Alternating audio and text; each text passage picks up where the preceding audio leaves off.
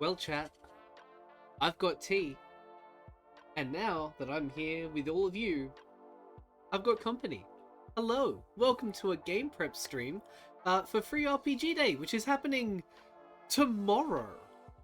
Holy shit, time has flown, and I find myself horrifyingly unprepared for something, which is not a new experience for me.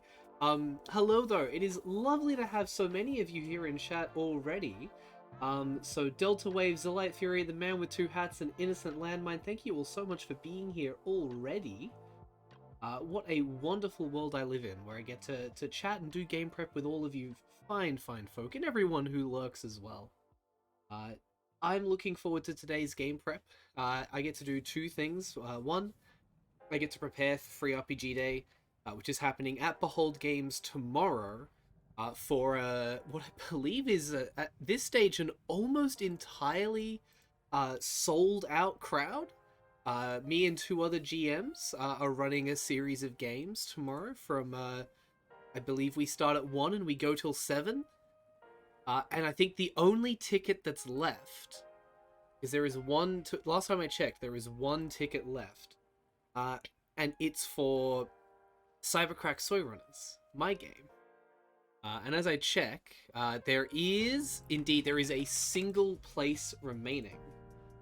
So for those of you who want to come and play CYBERCRACK Soy Runners, who are lucky enough to live in Sydney, who have nothing on tomorrow from 4 p.m. till 7, it is only $10 to reserve your place. $10, by the way, that you get given to you as store credit at the conclusion of the game, or in this case, because the store ends when the game ends, I think you'll get it ahead of time as long as you show up. And I think it's going to be a lot of fun. The Man with Two Hats instantly hitting me with a hydrate. I do happen to have water as well as this big mug of tea, and the temptation to just try and drink both of them is so high right now, but let's not do that. Let's try and be sensible. Try and be very, very sensible. I'm gonna drink from the tea because it's a little cold. It's a little chilly. I've got a little cardigan on. It's a really nice cardigan actually. I got it from a thrift store a few months ago, and finally got around to washing it and a whole bunch of other slightly more delicate things recently. So I can wear it, and it's very cozy, and it has tiny baby pockets. Not enough to fit my phone, but enough to fit, like, the keys, so I can go and get the mail without freezing. And Zelight Fury hitting me with a Wild Magic Surge as well. What a way to start the stream. This game prep stream is a lot less high stakes than the one that we did on Monday night, because unlike Pathfinder, a very complicated system that I don't know very well, I do know my way around both Monster of the Week and, you'd hope, the game that I co-wrote with Paul Waller, CYBERCRACK Soy Runners. Laundry week has hit, right? Yeah, doing laundry for a week straight has done so much for me. But let's get that Wild Magic Surge out of the way. I do have two different dice holders in the dice cam view. I have this wooden one that I've had for a while, which is currently home to these beautiful, sharp-edged, kind of electro sci-fi themed dice. We're going to use that for the D20 because I also have my my little rainbow D20 kind of leather wallet that has a rolling surface as well. That I'll be taking with me to the game tomorrow because that contains the D6s that I tend to use for CYBERCRACK. There's two sets of kind of circuit-themed dice. You can kind of see the circuitry on the silver ones in particular. Maybe if I roll them, it'll show up a little better. Or it'll go out of focus. No, there we go. It's a little better. But I have those set. I have those for tomorrow. But I have the D20 for our Wild Magic Surges. Pixel, please, you can't do anything straight. I can do a very limited set of things straight. I can draw a straight line.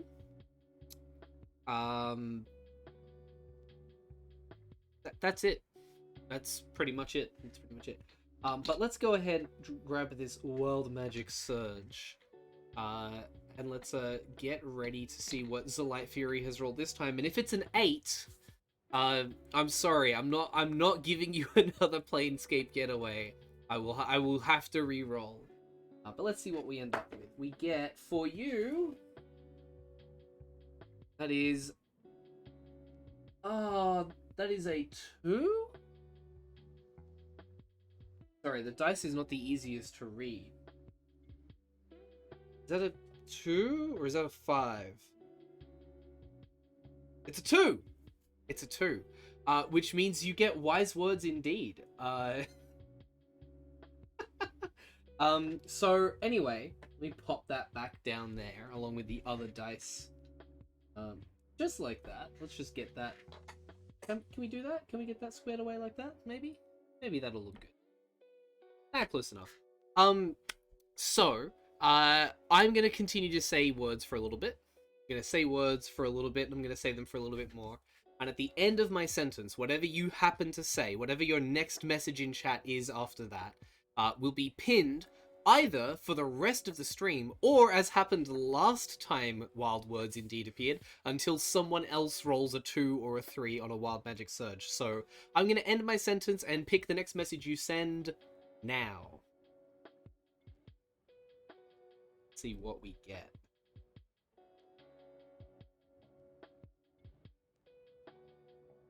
Ooh, gonna leave us in suspense for a little bit. Is there a little bit of lag happening this evening? Alternatively, because I'm aware that you are in a location with multiple people, you might be workshopping this sentence. Light lost connection. Oh no! Well, the next message, and the next message that I see.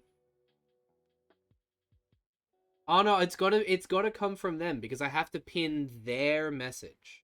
That's the deal. I have to pin their next message in chat. I can't pin you saying it's time to duel, Delta Waves. I'm afraid it's not possible. It's simply not possible. What I'm gonna do is I'm going to leave Light's Wild Magic Redeem unfulfilled on my end until I see their next message, and whatever that next message is will get pinned. So if you're there, tell them don't say okay I'm back, or that will be pinned. So I'm willing to leave it there. I will leave it there now. Before we go into the prep itself, there are a few things that I'm going to say off the top of the stream. First of all, we are creeping ever so closer to filling up both the monthly sub bar, which we've still got a week to go on, as well as our follower fun bar. Almost at 250 followers. We're about to hit 230, which is more than I ever thought I'd seen in my life. And more importantly, there is the Writers Dev Fund down below. Currently it's got $10 in it so far. I'm aiming for 250 so that I can afford to commission some writing for CYBERCRACK Soy Runners, its full release edition. Because I don't want to include an artist in my game unless they're getting paid for it. So I'm going to be a little more on top of promoting / spruiking filling those bars up, because the subs and the bits and the followers, they all help me grow this channel. It all helps me to continue to survive. And the dev fund is the only way I can afford to pay writers, because every other cent that I get from subs, from bits, from purchases of CYBERCRACK Soy Runners or Indie Finder or The Road That Rises on my itch.io page, all of that goes to helping me survive. But I want my games to be as artful and impactful as possible, and that means paying people to collaborate with me, paying people to write and to create art for me. So without that, I can't make the games that I want to make. So if you type !tip in chat like I just have, you can summon up a direct link to donate into the dev fund. You'll tip money into the dev fund, and once we hit 250, pardon me, once we hit 250, I'll be able to take that money, set it aside, and find some really good writers to commission at reasonable rates, rather than trying to make do and pay people less than a cent a word, which is what some people in the industry wind up doing, unfortunately. 'Cause I don't like that. I have seen The Light Fury. Just wanted to get to the end of that little spiel first. I have seen you say it's time to duel. So your message has been pinned until the end of the stream. It's time to duel. So any Yu-Gi-Oh references go during this stream. Any Yu-Gi-Oh references you have, such as an innocent landmine summoning Maiden with Eyes of Blue and placing a card face down. That is a Yu-Gi-Oh reference that I have no choice at all, but to allow. Of course, I would normally allow anyway because I used to love Yu-Gi-Oh as a kid, and I think it's hilarious how rotten that game has become.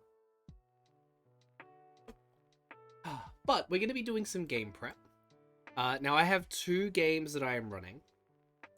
First of them is Monster of the Week. The second one is CYBERCRACK Soy Runners. So what I have queued up...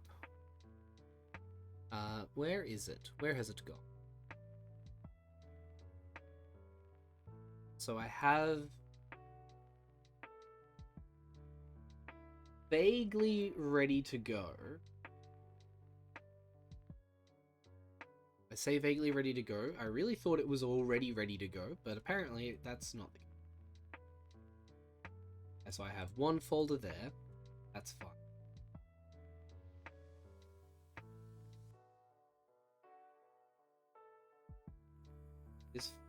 This one here.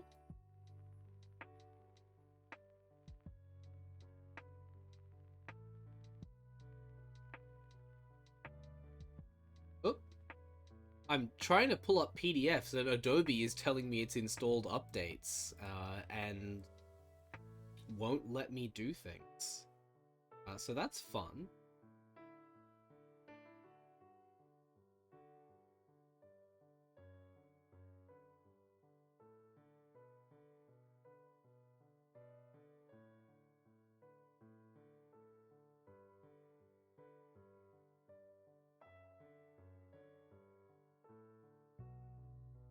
What is happening? What is happening? Oh, okay, I see what Adobe's doing. So you'd think I'd have all of this stuff prepared for the start of the stream, but you'd be wrong, chat. You'd be very, very, very wrong. You'd be impossibly mistaken. So what I have in front of me are the 2 PDFs of the rules that I'll be running games for. So CYBERCRACK Soy Runners, the Quick and Dirty Edition, which has already been released on the left. Monster of the Week's new hardcover release on the right. And I'm going to be going through, more likely than not, you're going to see me flick through these playbooks instead to try and settle on. There's like 19 or 20, like there's like 19 playbooks. And that's too much choice for people in a short form setting. So I'm going to be picking probably 6 to 10 at most that I want to have used in the scenario. And going through these rules reference sheets. So there's like the hunter agenda and the hunter sheets for the players. There's the keeper agenda and the mystery creation kind of back here. And I think I also have, there should be, yeah, mystery worksheet that I'm hoping doesn't look like it's form fillable too much. Doesn't look like it's form fillable, but I'm hoping to use these things to plan out the scenario in a little more of a formal sense than I normally do. You don't need Yu-Gi-Oh references, you have money? Well, if you have money, I have a need of that money. So feel free to gift subs and donate and stuff like that, just to say. I hope they don't realize that the face down card is really just my expired driver's license. Oh, mwah, beautiful. Yeah, you should definitely not place an expired driver's license face down. That's usually a bad call. You have achieved coffee, the man with 2 hats. Well, me and my cup of tea raise a mug to you. Dear God, drinking coffee at 6:14. What are you trying to prevent? The 9:30 sleepies? I mean, I'm drinking caffeinated tea, so I don't have a lot of a leg to stand on there, but at least I'm not drinking a whole ass coffee. The whole ass coffee would be a lot. So we're gonna start with Monster of the Week. Reason we're starting with Monster is because I like Monster of the Week is one of my favorite games. It's one of my favorite games that I don't make. And also I like it. You're still you're still working. Yeah, you can have coffee if you're still working. That is so true. That is so very, very true. Now, chat, the first thing that we're going to do for Monster of the Week game prep is I've got this simple note page open. I've got the rulebook open. I'm gonna make the rulebook a little smaller if I can. Yeah, there we go. That works. Now, what's actually happening as far as me running Monster of the Week goes is the scenario I've chosen to run is a scenario I created and have run successfully before. So I'm actually, the first thing I'm doing is I'm going back to my game notes from the 2nd of May 2022, so over a year ago, and I'm going to pull the details that I have from that post that I made about this game and pull them into my new things. You're also working technically, but it's morning here. Well, good morning to you, Pink Flash. It's lovely to see you in chat. How have you been? And you are also working night shift desk job for the win. Well, I mean, if you're saying it's for the win, I have no reason to doubt. I'm so glad that everyone gets a chance to watch me prep a game while you're working. It's co-working streams. It's been a long time since I've done a co-working stream. So what did I call this game? It's like, I had a name for it. Right. Yeah, okay. So I didn't actually have a name for the session, but I did have a name for the group, which was the Citizens Organization to Relocate Non-Humans. Why is that showing up like that? Oh, do I have a search open? I do. That's what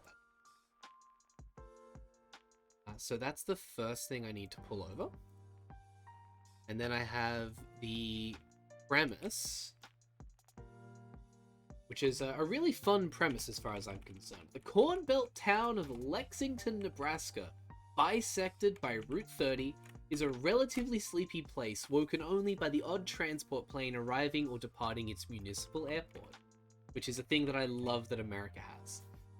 Local sheriffs were shocked to see a body out by the highway one day in May, and the people of Lexington even more shocked when their investigations came up short. The coroner listed the death as natural causes, and the town moved on.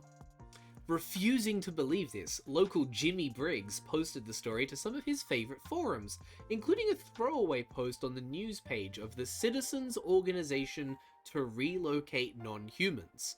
Could this be one of those supernatural things? IDK. The next day, you arrive in town. Just because Twitter sees you as a joke doesn't mean that C.O.R.N considers this a laughing matter. So the players are members of the Citizens Organization to Relocate Non-Humans. So their preference is that they will be able to capture these monsters, whatever they find, capture them and relocate them to a place where they will not cause an issue. You've been traveling in Ireland, so that was good, but you're sadly back to work now? I'm so sorry. I'm not gonna lie, that group sounds fash as hell by the title. No. If it's not a government organization, is the thing. It's more like they've given themselves this name mostly because I wanted there to be a group of people working as monster hunters called C.O.R.N. That's what I really wanted because the game involves a lot of cornfields. But it's not a government organization. They don't have government funding.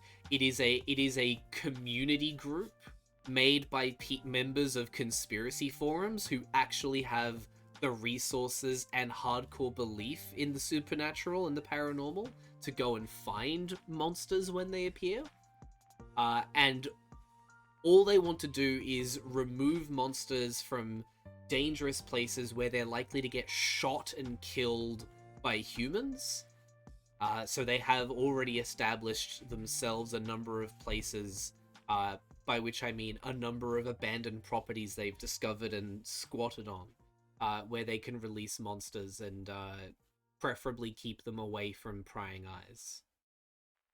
Yeah, conspiracy theorists and community groups, two groups that have no fash tendencies. Yeah. Yeah, no, I completely understand. Like, if I saw this group IRL, given all the learning that I've done in my life, I would probably definitely think that there is something fascistic going on here. But, trust me, I'm the GM. No one's allowed to go full fash, or I'm allowed to take them outside for a little bash. Please note, that means in-game. I would never take somebody outside to do violence IRL, because that would be a violation of the law and of TOS.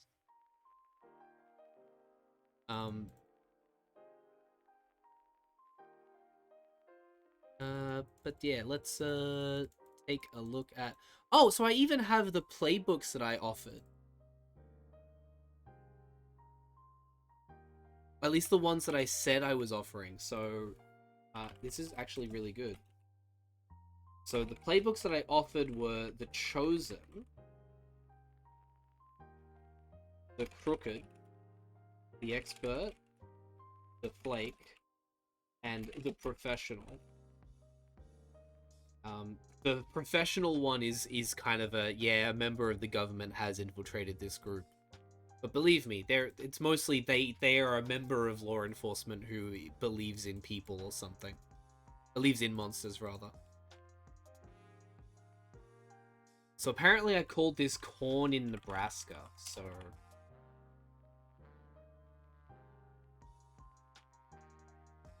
Go ahead and do that. So I have more playbooks that I will need to do, that's fine. Let's see what else is going on, shall we? So I think that's all that I have in my... That's all that I have in that group. Which means there's no more game knowledge that I'm going to be able to get from looking back there. There's one other place I might be able to find game knowledge, and that is my notebook from the period. So if you'll excuse me while I just quickly grab my physical notebook from May 2022.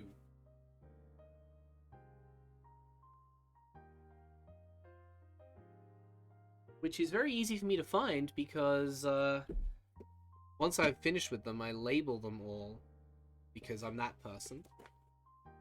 And because I date every page, I should be able to flick through to May.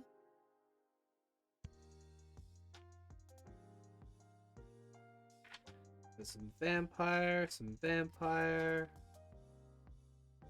some vampire, some cyberpunk, some D&D. It's entirely likely I didn't run this game with my notebook for what it is worth. Like, it's entirely possible that I ran this by the skin of my teeth, because I do genuinely do that more. I always find that I do it more often than I think.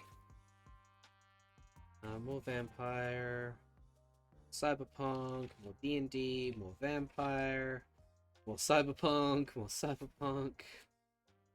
No, we're getting into June now, so I guess I don't have any written notes on this, which is great. We're going to be relying entirely on the memory of a trans girl with ADHD who didn't write something down.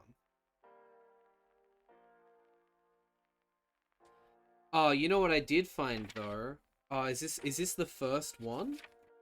Is this where it began?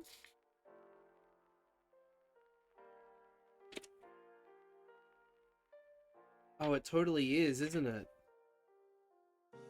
I found a piece of history that the man with two hats will probably enjoy. I found my first page of notes for 5 legendary rings. Let me pull up the dice chat. An L5R game.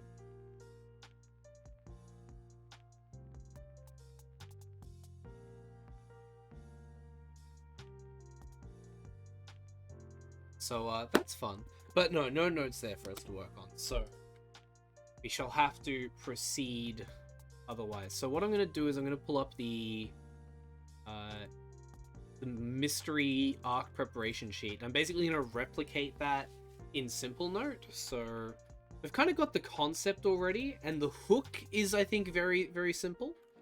So what we need is a countdown, day, shadows, sunset, dusk, nightfall, midnight.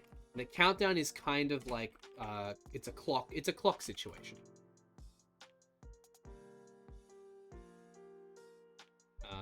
Notes, custom moves, etc. Do I need any of those? Maybe.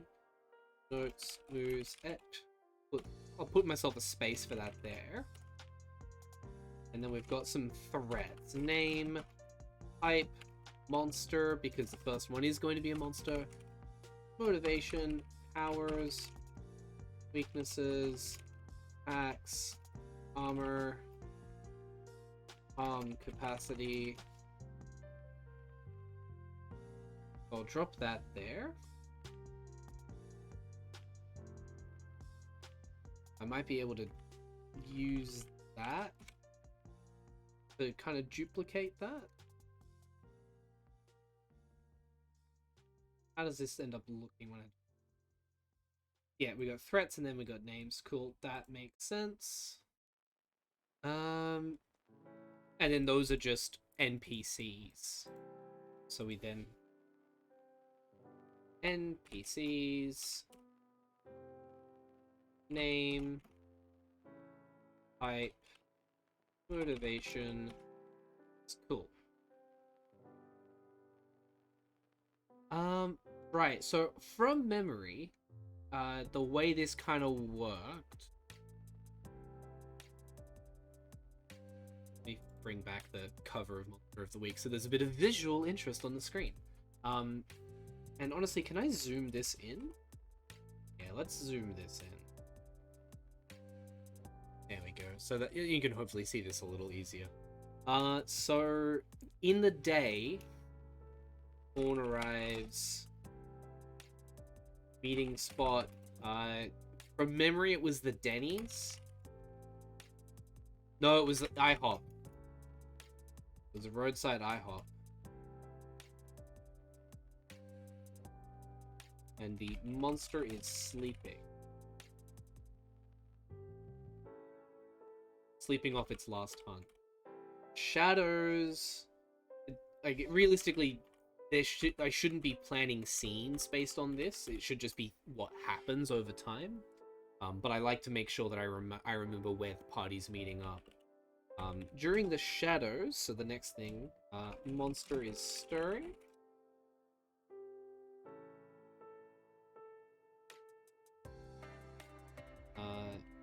Shifting about in the corn. At sunset, memory sunset is the monster. I can't remember, does it select a victim and then take it, or... No, it does. It starts stalking its next target. Monster takes the target. Oh, sorry, no, it would be monster chases. Ambushes the next target. Nightfall is monster is fully... Oh no, I think I got this out of order. I think sunset is monster fully awake, capable of defending itself, and moving around, so it's no longer in its lair. Dusk is when the monster starts stalking its next target. Nightfall is the monster ambushing, chasing, capturing its target, and returning to its lair. Then midnight is monster consumes next victim in its entirety, returning to full strength.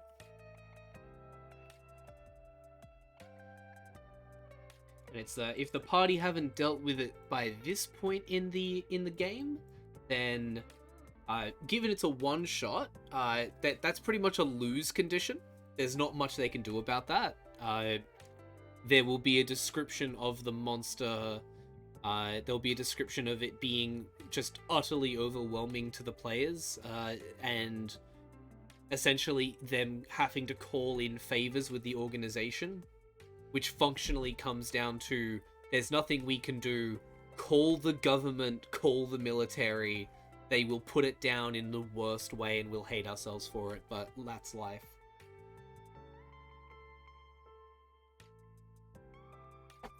So that's the countdown. So the first threat, we've got the Corn Stalker, which is not the actual name of the monster, but it's the thing that I have in my head.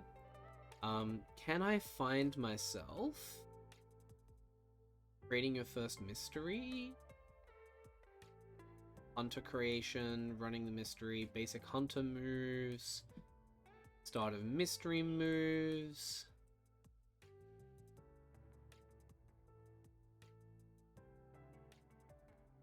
End of the first session, arcs, arc templates, mystery creation. Thought there was a monster. I thought that custom threats, maybe?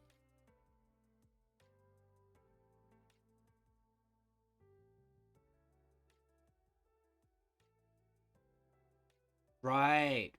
They're called threats, so I might have just been missing it the entire time, thinking, where's monsters? No, they're called threats. Get ready for action, how to play, fights, yearly.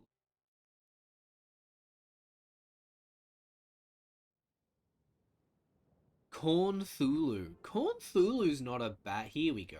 Threats. Oh wow. Okay, so we've got some example threats off the mark. Oberon, King of Fairy, not the vibe. Violet, a changeling. Bone Cruncher, a redcap. The Old Forest Nature Reserve. Oh, this is from an introductory mystery. Okay. The threats.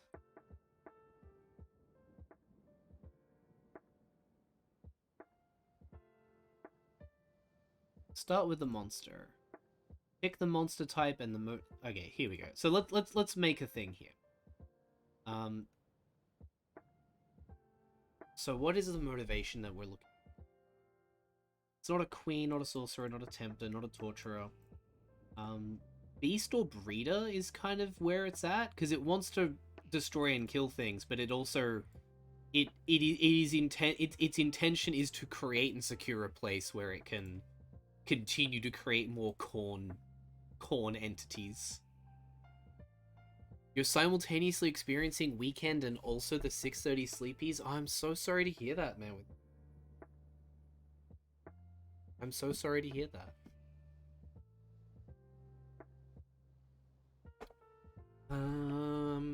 Devourer maybe to consume people. That is part of what it wants to do.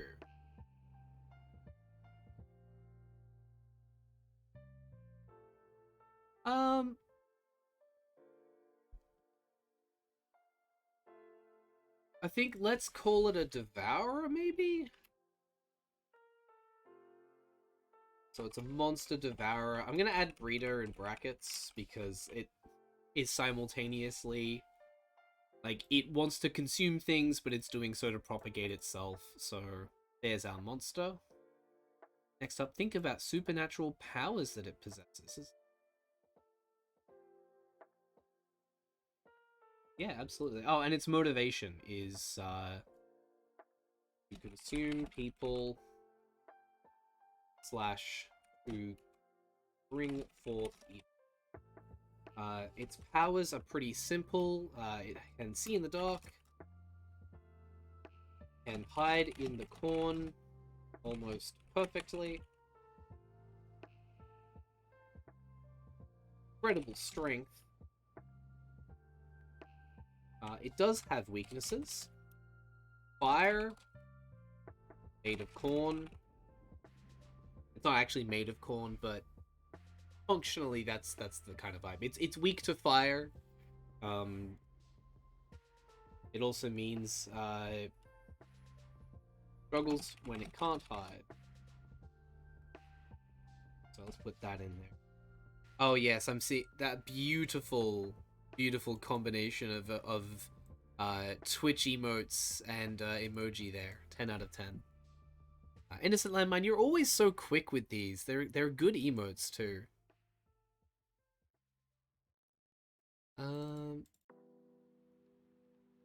What have we got happening?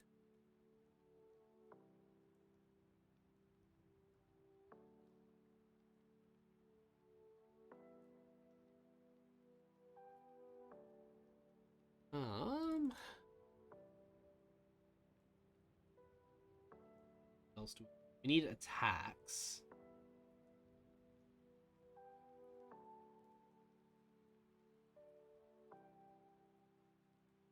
I mean, its attacks are going to be lash out. I almost want to say give an earful because ears of corn is a funny joke, but we're just gonna have lash out, which I'm gonna describe as 3 harm close. No, it's gonna be more than close. What are the ranges again? Can I like bookmark this page? Does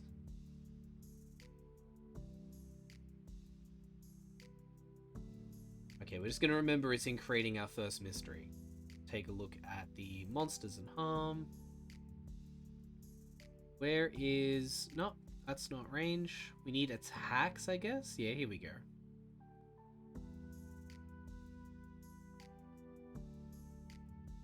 There's a weapon section. Here we go.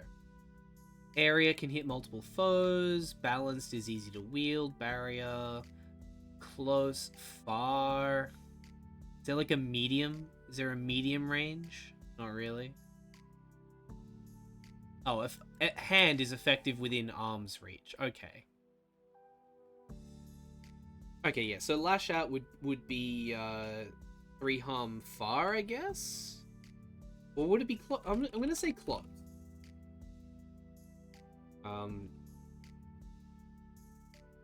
It will be a devour. There will be a devour attack, which is going to be 4 harm hand, and that'll be like if you're right up in front of it. Is there maybe a grapple? Forceful? Push things around, allows you to force them where you want them in addition to normal attacks. Okay, that's potentially good. There's a life drain, there's heavy, there's ignore armor. Doesn't draw suspicion. Maybe lash out can be 2 harm, devour can be 3 harm. Innocuous? No. Loud? No. Messy, quick, reload, restraining. So lash out, 2 harm, close, restraining. And then devour is 3 harm, hands. So we'll add that. Just a couple of corn cultists. This adventure sounds like a precursor to Children of the Corn from my mental viewpoint. I don't know what Children of the Corn is. It's not a piece of media that I'm familiar with, but I'm willing to take it. It's entirely possible.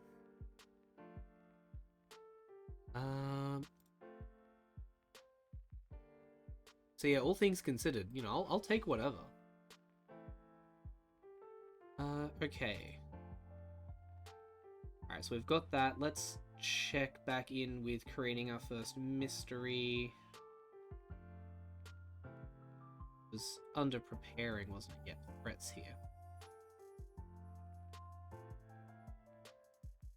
How many points of harm will kill it? 7 is the bare minimum. Increase it based on how large and robust it is. It's pretty robust, all things considered. I'm gonna go ahead and say 10.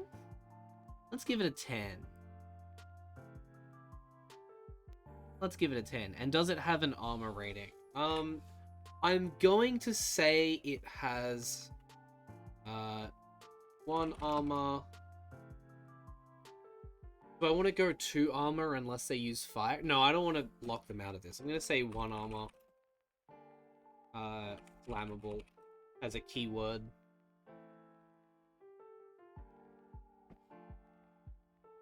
The armor can be called corn husks. And then we'll give it 1 armor flammable. That works. And that's our monster. That's our big threat. The Cornstalker is not the name I'm sticking with in terms of if I were to give it a full descriptive title. But the party aren't gonna learn a true name for this thing. My goodness! Jack Square Peg rating with a party of 6. What is lovely to see you, Jack Square Peg. Welcome on in, and thank you very much, Fatal Gaming, for the follow there. It is lovely to see you. Welcome on in. How are you doing? What have you been up to this fine evening?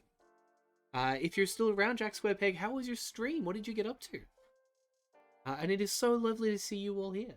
You're just in time for us to move on from our main Monster of the Week threat and start listing out some of the other potential threats and standby characters for a one-shot session of Monster of the Week that I'm running for Free RPG Day tomorrow. Similar situation, was prepping games and found something similar, dropped my community on. Oh, that's fantastic. I hope your game prep went really well. Ours has been going pretty well so far, but we've only been at it for, what, half an hour, 40 minutes? Something like that? Oh, it reminds me, I need to finish this tea. Oh, fantastic. Well, welcome in. You gave tons of ideas, Fatal Gaming. Perfect. I love to hear that. And thank you so much, Kaihira, for following as well. It's lovely to have you here. You're jealous of my players? Oh, don't worry. Don't worry. I will make them not jealous. I will make them something not to be jealous of. I have promised them a better than mediocre time, and I intend to follow up on that. But that means that they may die. They may die. So given you're new, I will take a quick moment to just introduce myself before we continue. So my name is Pixel. My pronouns are she, her. I'm a trans woman game developer and professional GM in Sydney, Australia. I stream here every Sunday doing Tabletop Tales, which is a tabletop role-playing game and general tabletop news and chat show. And I've also been branching out. I've been starting to stream my game prep a lot more, which is partially because I'm running more than just the one game, so I can run streams that all my players can see without fear of spoilers, and also because streaming is just really fun, really enjoyable. It's a really nice thing to do. Anyway, lovely to meet you, mate. Gonna raid and fade. Lovely to see another small Aussie streamer. Oh, you're an Aussie as well? Mwah, perfect. Chat, those of you who didn't come here in the raid, because I was going to do this and then I forgot because that's who I am as a person. I've just given a shout out to new friend Jack Square Peg. Everybody go ahead and give a follow to Jack. I have absolutely no doubt that you are fantastic, and I love to support fellow Australian streamers. So yeah, believe me, I'll be checking out some of your VODs after this, hopefully. Because once I get off stream, I will still have game prep to do. And I was thinking about finding something to watch while I do that. Because once I've got all this done, I have to print everything. Oh god, I have to print everything. Nope, we're good. We're good. I remembered to buy ink. Never mind. Momentary panic averted. Innocent Landmine, basically a bunch of children who worship some eldritch being / energy that lives beneath the soil of their town's massive cornfields. They kill and kidnap all the adults to be sacrificed to the entity, and then they continue to sacrifice kill any adults that happen to stumble upon the town. Oh, wow. Okay, okay, okay. I haven't seen that, but I have seen an episode of The Simpsons that, based on that description, clearly parodied that. So that's good. I'm gonna keep that in mind.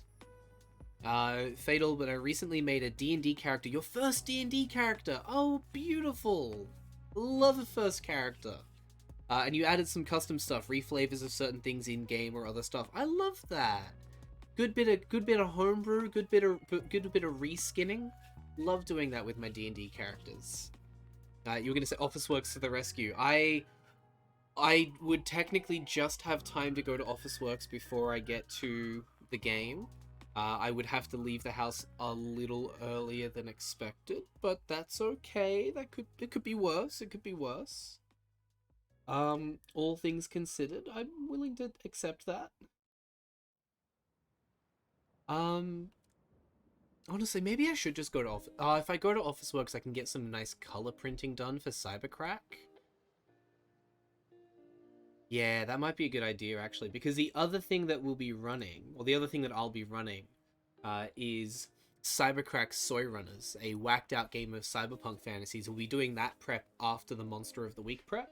But that's a game that I made with my co-writer Paul Waller. I'll just go ahead and drop a quick link in chat to that for anyone who wants to check it out. We just released the Quick and Dirty Basic Rules Edition, which is what I've linked to you there. It's got some beautiful art in it and a really lovely new layout. And I'm just realizing this would be so much nicer to get printed up in color for the session. But I'll think about that later. I'll think about that later. We have other things to do. Like, for instance, I'm remembering now, the next threat that is there was a police officer.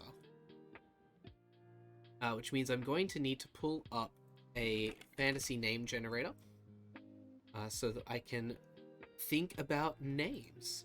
Amazing, can't wait to have a read. Enjoy your day. You too, Jack. Thank you so much again for raiding in. I promise I will take care of your community while they are here, and I will leave them either as they were or better off. If they are worse off after this stream, I do apologize. But yeah, enjoy the rest of your evening. Let me go ahead and... an innocent landmine, you have redeemed name something and suggested Officer Greg. Yeah, absolutely, we can do that. Do you have a last name idea? Or is Greg their last name? In which case, do you have a first name? What did I call this? What is the town? Lexington. Lexington, right? Yeah. So it's LPD, for Lexington Police Department. Do you want to see my backstory? My fiance is going to do the drawing because I'm horrible at it, but want to read it. If you send it through, probably if you want me to read it on stream, the better way to send it would be to the Discord. So if you go ahead and join the Discord, you should be able to post it. And we have a channel on the Discord that would be perfect for that. I think we do. Yeah, we do. We have it's this one here. It's called Character Talk. And you can go ahead and drop it in there. I think that would be really awesome for us to read through when we get a chance. First name is Officer, last name... First name Officer, last name Greg.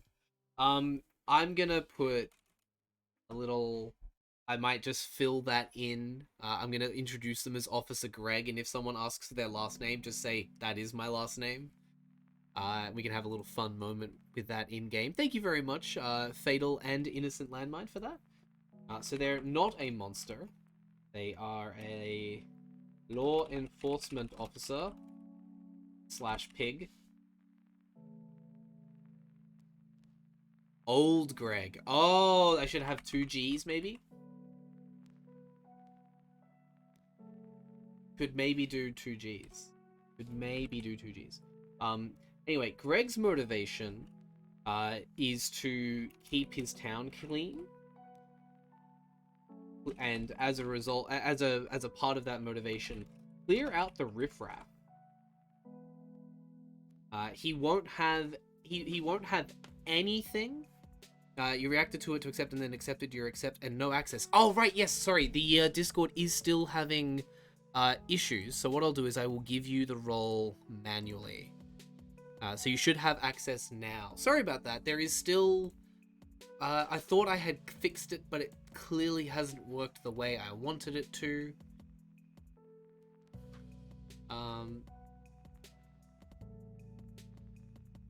Yeah, I will fix that up in its entirety later. But yes, you should have access now. Oh yeah, tweaks in programming is hard. I'm not a programmer, although I do have a coding background from late primary, early high school. And I don't understand how the Discord bot that I'm using treats channel access anymore. It's updated at some point to fix a Discord update that broke it, and it's now different, and I just don't understand. Motivation. Keep his town clear. Clear out the riffraff. Powers. What powers does Officer Greg have? Well, he has the power of the badge. I'm gonna say discretionary power of the badge. That's pretty much all he has. His weaknesses, probably his humanity. I'm gonna list that as a weakness. His attacks are 9mm handgun, which we're gonna say is a 2-harm close, unless there is a specific entry for... There might be a specific entry for a handgun. No, there isn't. It's all just tags.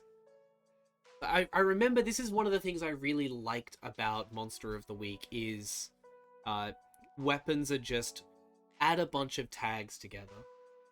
Ooh, flashlight beam causes disoriented blindness. Actually, that's a really good idea. We'll add that as an attack. We'll say 9mm handgun is 2-harm close. Flashlight would be...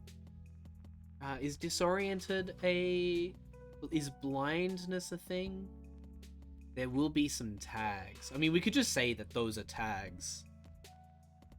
But it would be nice if there was a...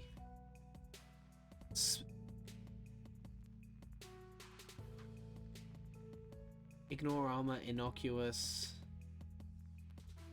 Intimate? Loud... Magic... Oh, 2-harm close loud for the handgun. I'm gonna say 1-harm hand for the flashlight. Because you can whack someone with it. And then let's say... It's not magic. It's not messy. Also got reload now that I read that tag. This weapon has other uses aside from violence. 1-harm hand, useful. Flash. I'm gonna add it as a second attack listing. And then this will be... It'll be close range. 0 harm, I guess. And let's go ahead and...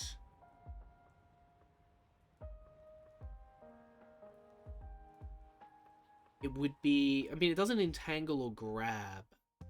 I don't know. I guess what I'm gonna do is I'm gonna say disorienting. And that can be the attack. Yeah, let's go with that. Oh, this is super interesting to watch. I can learn something. That's the hope. I hope you're able to learn something about one of my favorite game systems while you're here. Do forgive me. Tsukimi B. Dorny? Tsukimi B. Dorny? Is Tsukimi okay?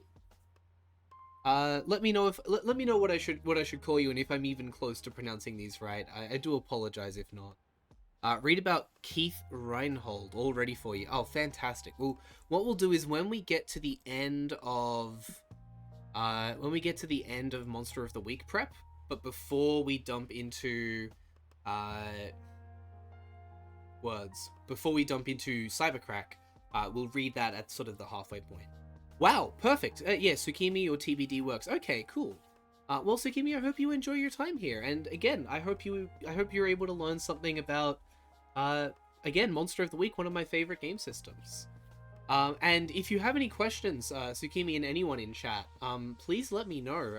If you've got questions about how the system works, about what the system is, if there's something I'm saying that doesn't make sense to you, please ask them. I love being able to, one, try and answer these questions and teach you something, and two, it helps to reinforce the knowledge about the game in my mind, and that's just as important, if not honestly sometimes more important, is being able to reinforce that knowledge and not have to read too much of it. You are new to that system? Yeah, it's a good system though. Take your time. So you need any ideas, and I'm an idea guy. So what we're doing now is I've got the ideas for the sessions.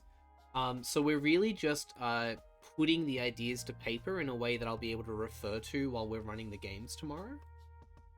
But if you have any ideas while we're prepping, anything that you think might be a good addition, feel free to suggest them. The only time I'll ever say no to a suggestion, as in like say no to the idea of you providing a suggestion, is if I'm very much tapped out on them. Sometimes there is too much of a good thing, and if I do say no more, then I trust that everyone in chat will be kind and courteous enough to keep that in mind for me. That's my name generator. Still have that open, that's good. I won't need that right now. Is it a new campaign or played a bit of? So this is a one-shot for free RPG Day that's being run tomorrow at Behold Games in Ultimo, Sydney. So I have... actually, I can open it up. So here's Behold Games. I'm one of the store GMs. And then we have free RPG Day tickets have been available online for a little while. So I'm running these two games. Monster of the Week from 1 to 4 p.m, which is sold out, which is wild to me. And then there's CYBERCRACK Soy Runners, which still has one place remaining. But yeah, so I'm running both of those as a store GM for free RPG Day. The $10 ticket price is to get people to actually come in and play the game. You actually get the $10 back as in-store credit to spend in store on that day, or I believe at other days as well. But yeah, so it's not a campaign. It's very much a one-shot, and it's a one-shot that I've run once before. But I ran it over a year ago and lost all of my prep notes, so I'm starting again. You're new to TTRPGs and GMing in general, so seeing the prep work is very insightful. Oh, fantastic. Oh, one shot, okay, never mind. I had a repair mechanic that's kind of cool for long campaigns that I always wanted to use. Ah, interesting. See, I've always wanted to run, not a long campaign, but definitely like a... Like, the thing about Monster of the Week is that it's so... actually, I might switch away from the prep screen for a quick moment while we talk about. So one of my favorite things about Monster of the Week, and also a lot of other Powered by the Apocalypse games, which Monster of the Week is one of them. Powered by the Apocalypse means a story-first system of moves that relies on a 2d6 rolling system. So you'll roll 2d6, add your stat, for anything that you attempt to do, and on a 10 plus you succeed, on a 7 to 9 rather. On a 7 to 9 you succeed at a cost usually, and a 6 or lower you fail, but you fail forward and you gain an experience point every time you fail. All of them are really well written, and usually are designed in a way to run as short campaigns. So you'll find, let me actually pull up a... Yeah, here we go. So let's pull up a character sheet. So these are what the character sheets look like. So each character sheet in Monster of the Week has an archetype. This one's the Chosen. So you are the Chosen One. Your birth was prophesized, and all of your abilities, you can save the world. So it's designed for quick character gen. So you end up with, on the back page, you've got your ratings.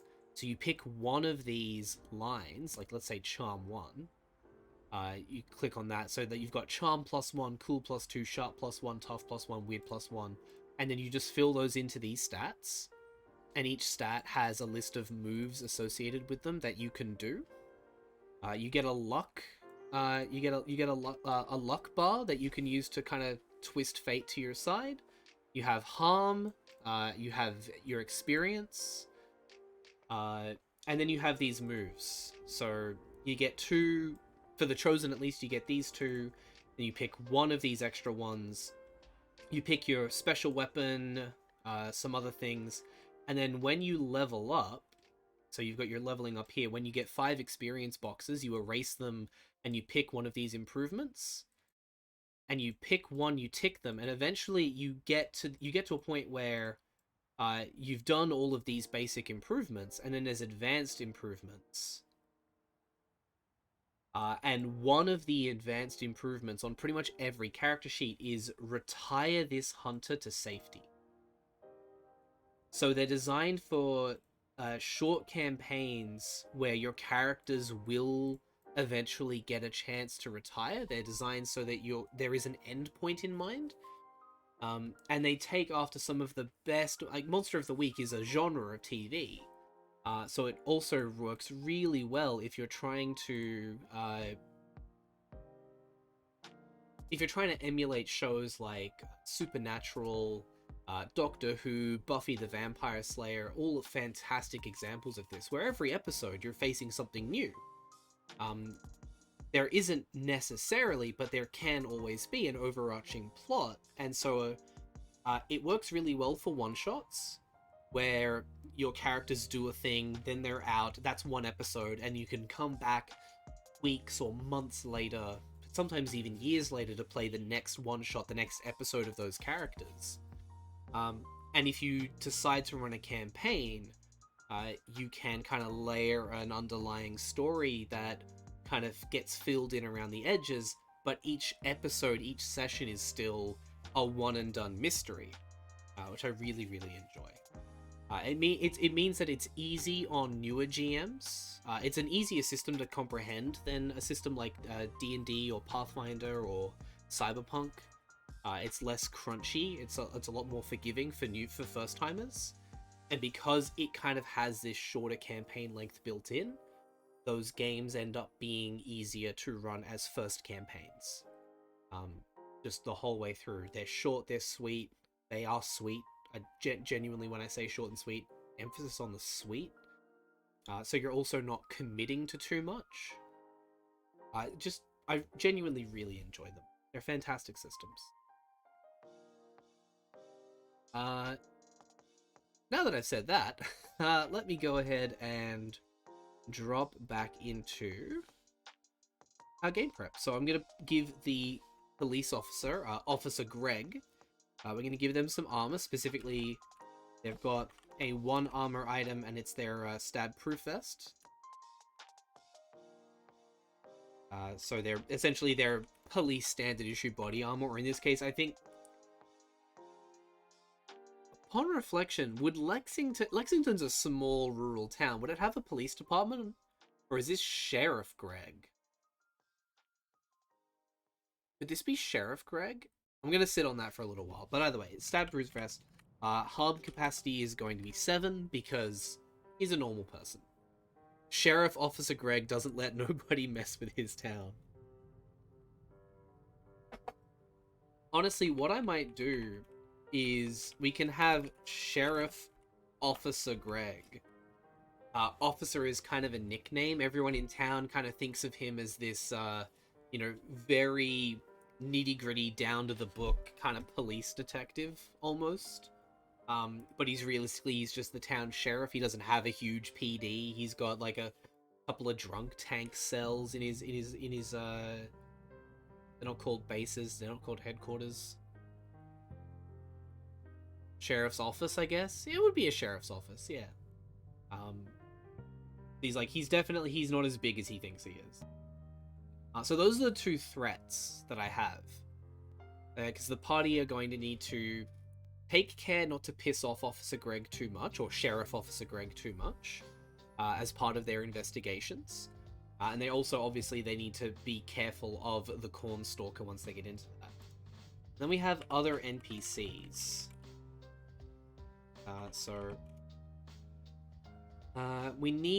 There will be a civilian at the IHOP, So it'll be the IHOP owner slash waitstaff. Civilian, human. Their motivation is to make the town safer. Also, their motivation is probably to feel safe in town. Because they're not an active participant, but they want to feel safe in town. So if they think the easiest thing to do is to keep calling the sheriff when strangers show up, they'll do that. If the strangers can convince them that they're here to help and they can help, they'll probably help the party a lot more. Their notes are going to be... Oh god, I remember something about the IHOP owner when I ran this the first time. What was it? Sheriff Officer Greg doesn't like corn, he prefers beans and taters. Yeah, that sounds about right. That sounds about right for Officer Greg. Old Officer Greg.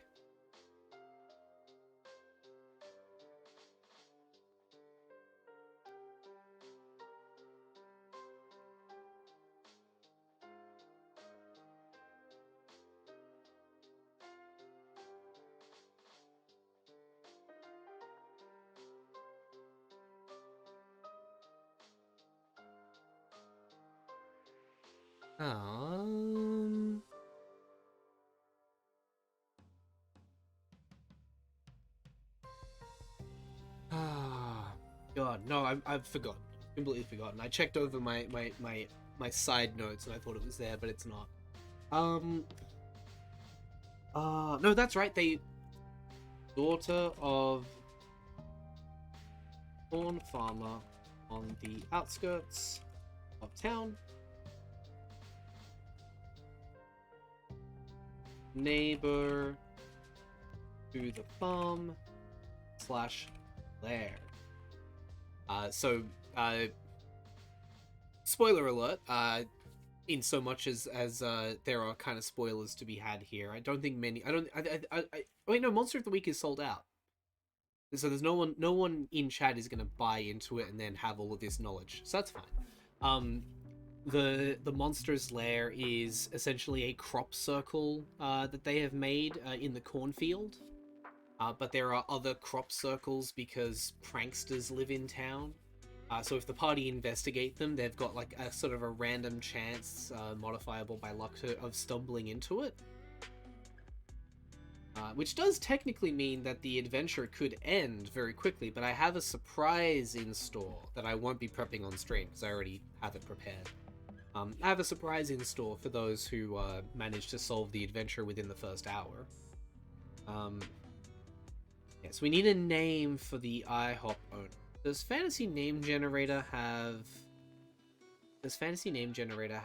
a farmer name generator, I guess? Oh wow, it's it's reorganized.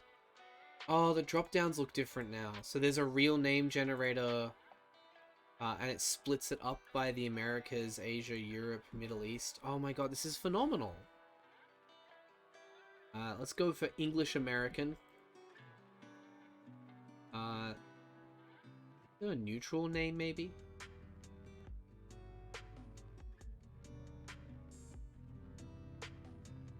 Riley Lowe. I like that. I kind of like that. Okay, read Discord for a mechanic in world building. Okay, I will check that out too. Miles. Oh, Miles is a good name. Maybe Miles Lowe. Miles Lowe. Yeah, I think that's a good name. Where is that? So we've got Miles Lowe, the IHOP owner, and they're not an owner, they're the wait staff. They're definitely the wait staff, because the owner is not to be seen in the story for the moment. So there's an NPC. Got one. There was somebody else.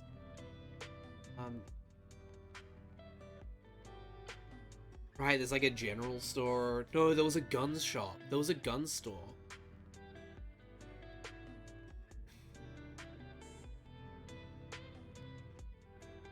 I'm gonna put gun store owner / worker because they're gonna be both. In a small enough town, it's one guy doing the job every day. Also a civilian / human.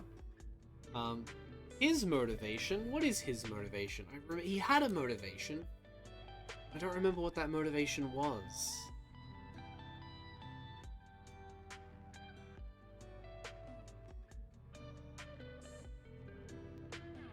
Ah, that's right. His was protect the farmers. Because he was basically upset that more farmers weren't getting more guns.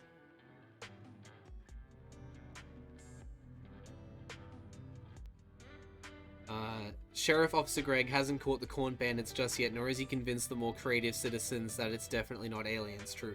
Leroy Driscoll? Leroy Driscoll, I will take that as a name. Thank you very much. Leroy Driscoll, the gun store owner / worker.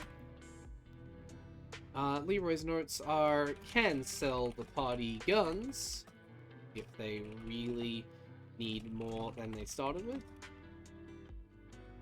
with a mandatory 3, 5. I think it's a mandatory.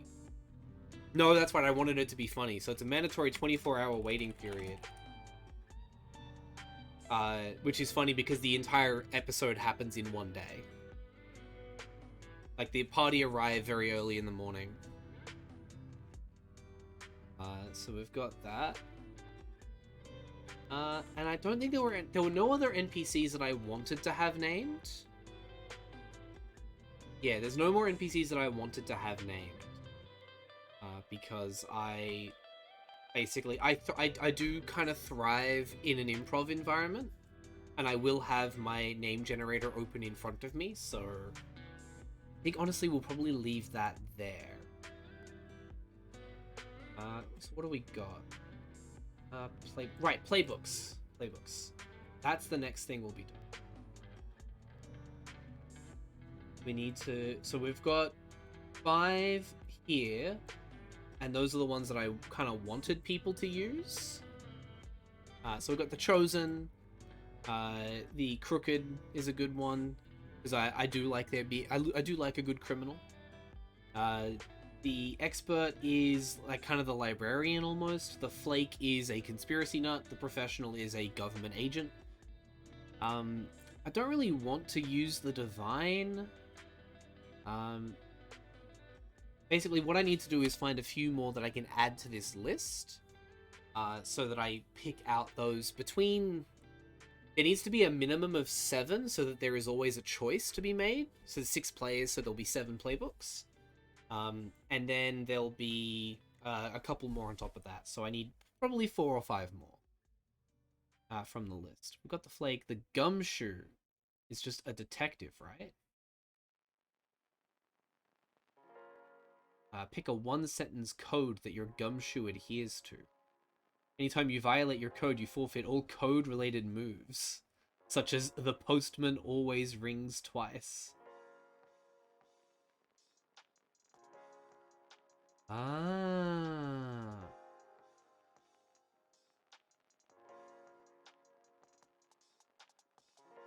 The Gumshoe is very people discussing. No, this is the one that has a lot of contacts, so it doesn't work outside of a big city. How many do you have? The Mercenary should definitely be one. I've got 5. I think I'll avoid the Gumshoe for now. And I want to avoid the Hex, because they come with an entire extra sheet, then I don't want people to have to learn too much. The Initiate. Oh, this is the cult one. Yeah, this is the culty one. I'll keep that one in mind.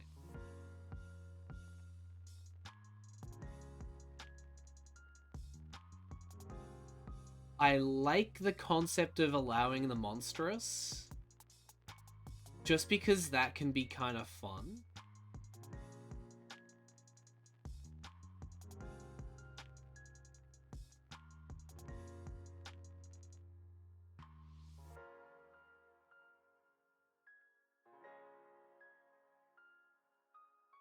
I'm gonna add the monstrous and we'll see how that goes. The mundane. Oh, the mundane's the normal person. Yes, absolutely, the mundane. I love normal person. Normal person is so much fun. The oh god, the monster fucker! The pararomantic. Oh. I don't want to deal with that, so I'm not going to at the moment, but I'm going to keep that in mind. The Searcher.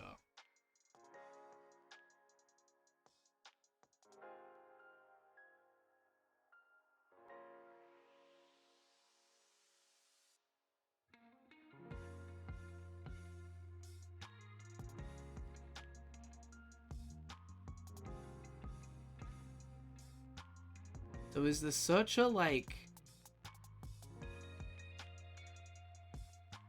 Oh god, it's the person who needs to know more. I will keep the Searcher in, because I like that. The Snoop. Nah, I don't want to deal with the Snoop. The Spell Slinger, I could do the Spell Slinger, I guess. Fight fire with fire magic.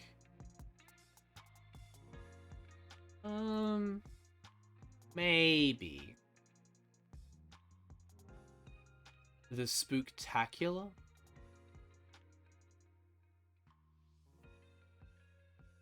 Oh, this is the, like, circus performer one, almost. Probably not the Spooker. The Spooky?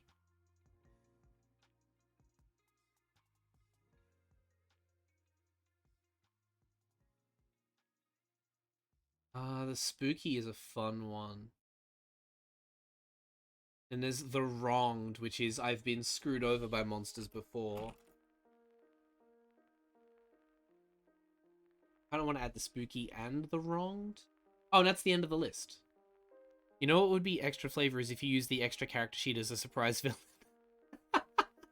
Oh, okay, you haven't quite cottoned on to a specific twist that I want to have if they solve the thing too early, but you are very close, Fatal Gaming. You are very, very close.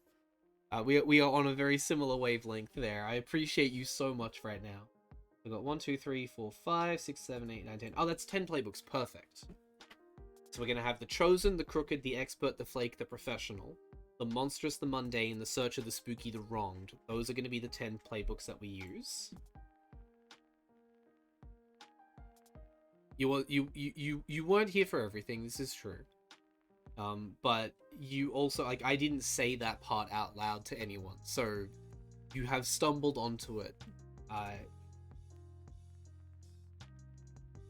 It's like, I genuinely said I wasn't going to share that on the stream, just in case, but you got you're pretty damn close. You got to admit my ideas are good. Oh, they're good ideas. They're good ideas. And then we've got our reference sheets, which...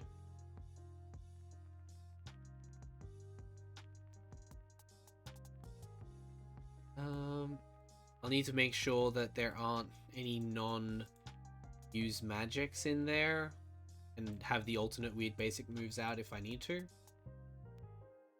But yeah, these references, like, these are the player references here. And this is something that I really like about the game, is the entire rules references fit on 2 pages. They're functionally kick some ass for fighting, and there are some bonuses to when you fight.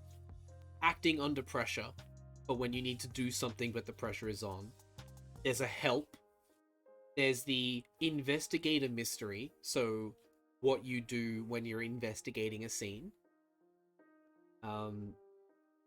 Manipulate someone, because manipulating people is important. Protecting someone to protect someone. Like, they're all very obvious. Like if you say I want to help someone out, I go, okay, you're helping out. If you're like, I want to investigate the scene, I want to investigate the mystery, then we will go to investigate the mystery. Read a bad situation is one of my favorite ones, because it's, we're in a bad situation, what do I do? How do I get out? What's going on?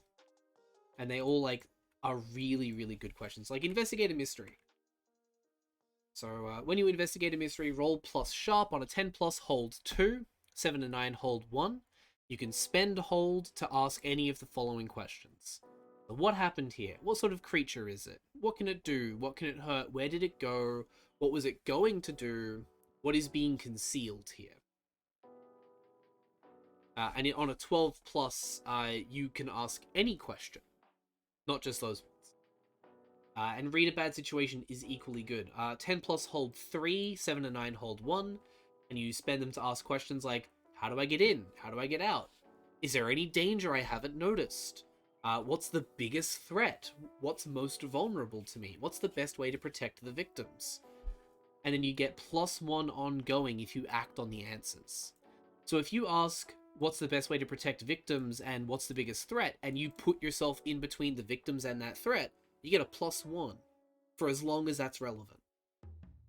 Which is just so good. So good as an idea. And then you've got use magic, because you just say out loud, I want to do a spell, and roll with weird. And the effects are like, inflict harm, enchant a weapon, do something beyond human limitations. Things like that. And then there are some glitches for, I didn't succeed all the way. And the keeper you can say things like, oh, this is going to take a big amount of time and energy to do. Or you can say, yeah, I think that should be doable inside of like a minute. Go for it. And then there's big magic, or when you want to do more than use magic. And that's very much the you need to spend so much time doing stuff.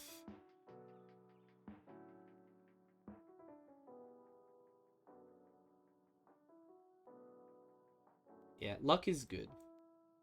When you have no luck left, bad things will happen to you, is one of my favorite things. Actually, where's the rule book thing about? Yeah, here we go. Luck. So this is what the rules say about luck. Every hunter has a certain amount of luck that you can call in on an emergency.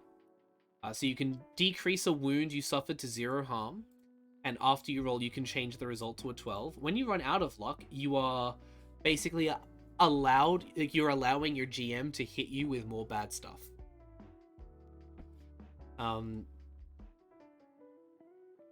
So yeah, if your playbook includes fate-related stuff, running out of luck means that all the bad stuff is going to start happening.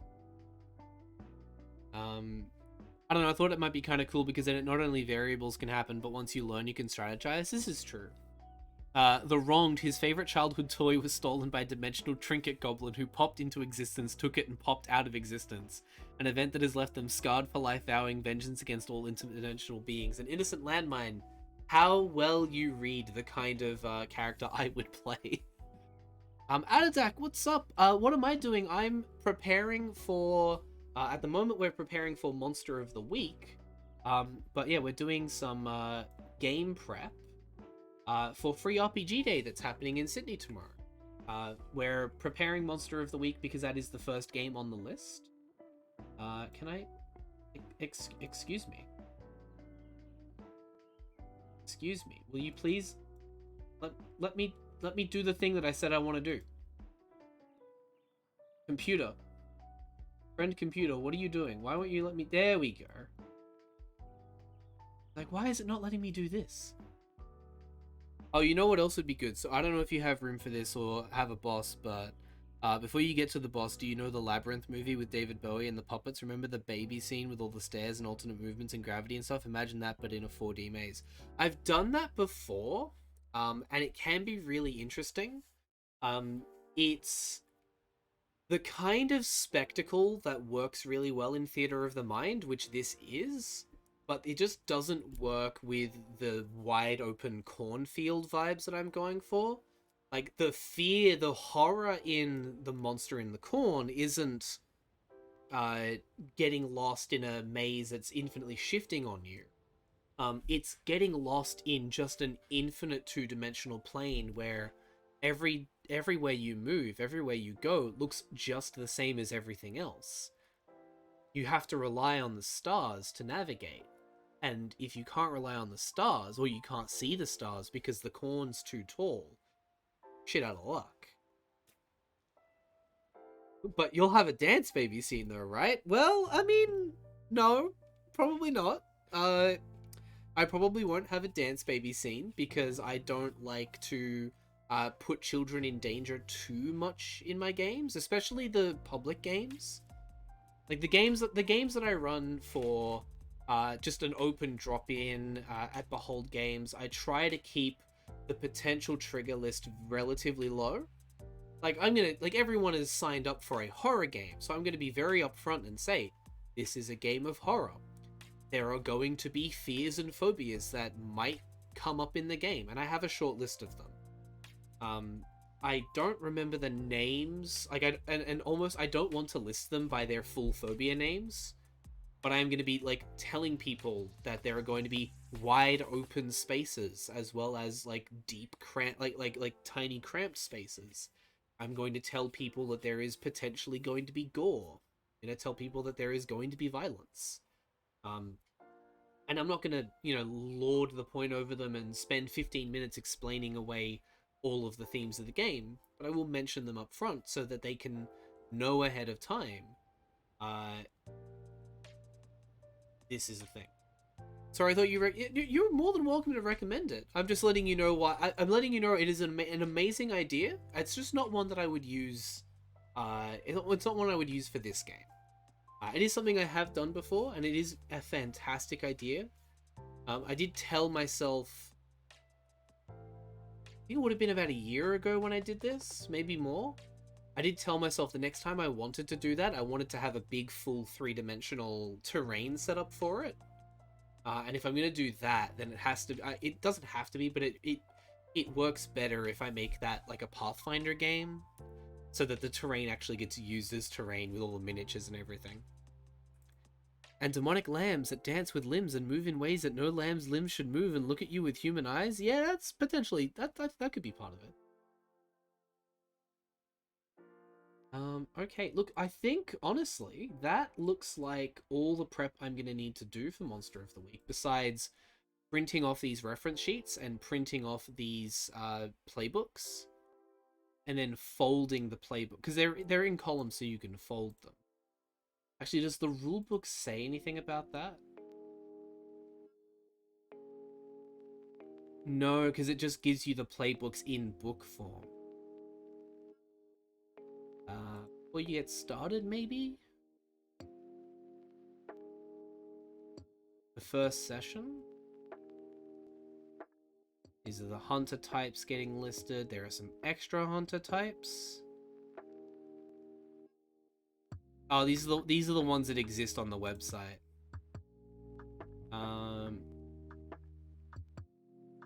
No, they don't really give any advice on folding them.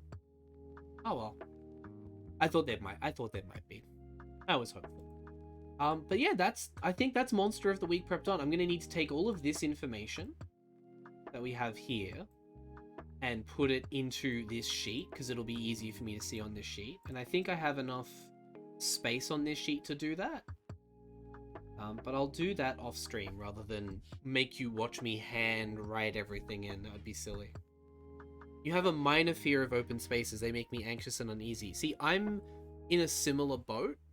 Wide open spaces can be a bit for me, but not too much, thankfully. And as the GM in control, I find fears that I choose to use in a game, even if they're fears that I share personally, they feel less...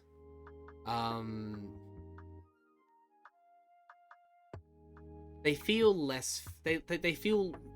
weakened almost. It's almost like I feel like I'm in more control of them.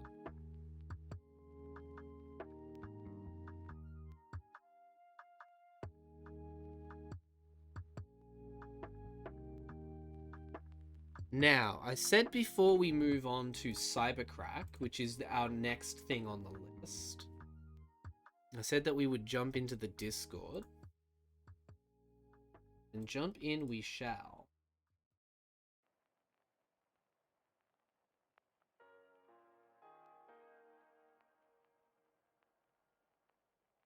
Just gonna, before I do, I'm gonna set up the next segment of game prep to be done. Let's try and get that out of the way so that we're ready to go.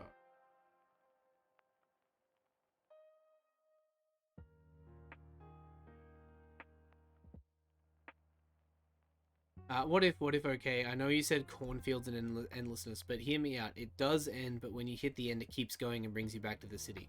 Um, vaguely. Vaguely kind of already built in. I won't lie. But we'll have a look at stuff. Read your mechanic and then your backstory. Okay, well, let me pull those up. Mechanic was in world building and setting.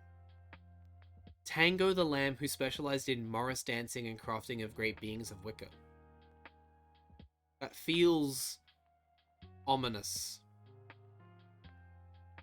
Spend too much time indoors. My IRL fears never translate to game for me, whether it's tabletop or video or whatever. Oh, that's good. That's good. That's a good thing to have in my...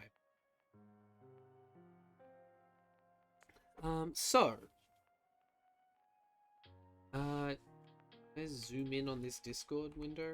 Oh, I totally can, thank God.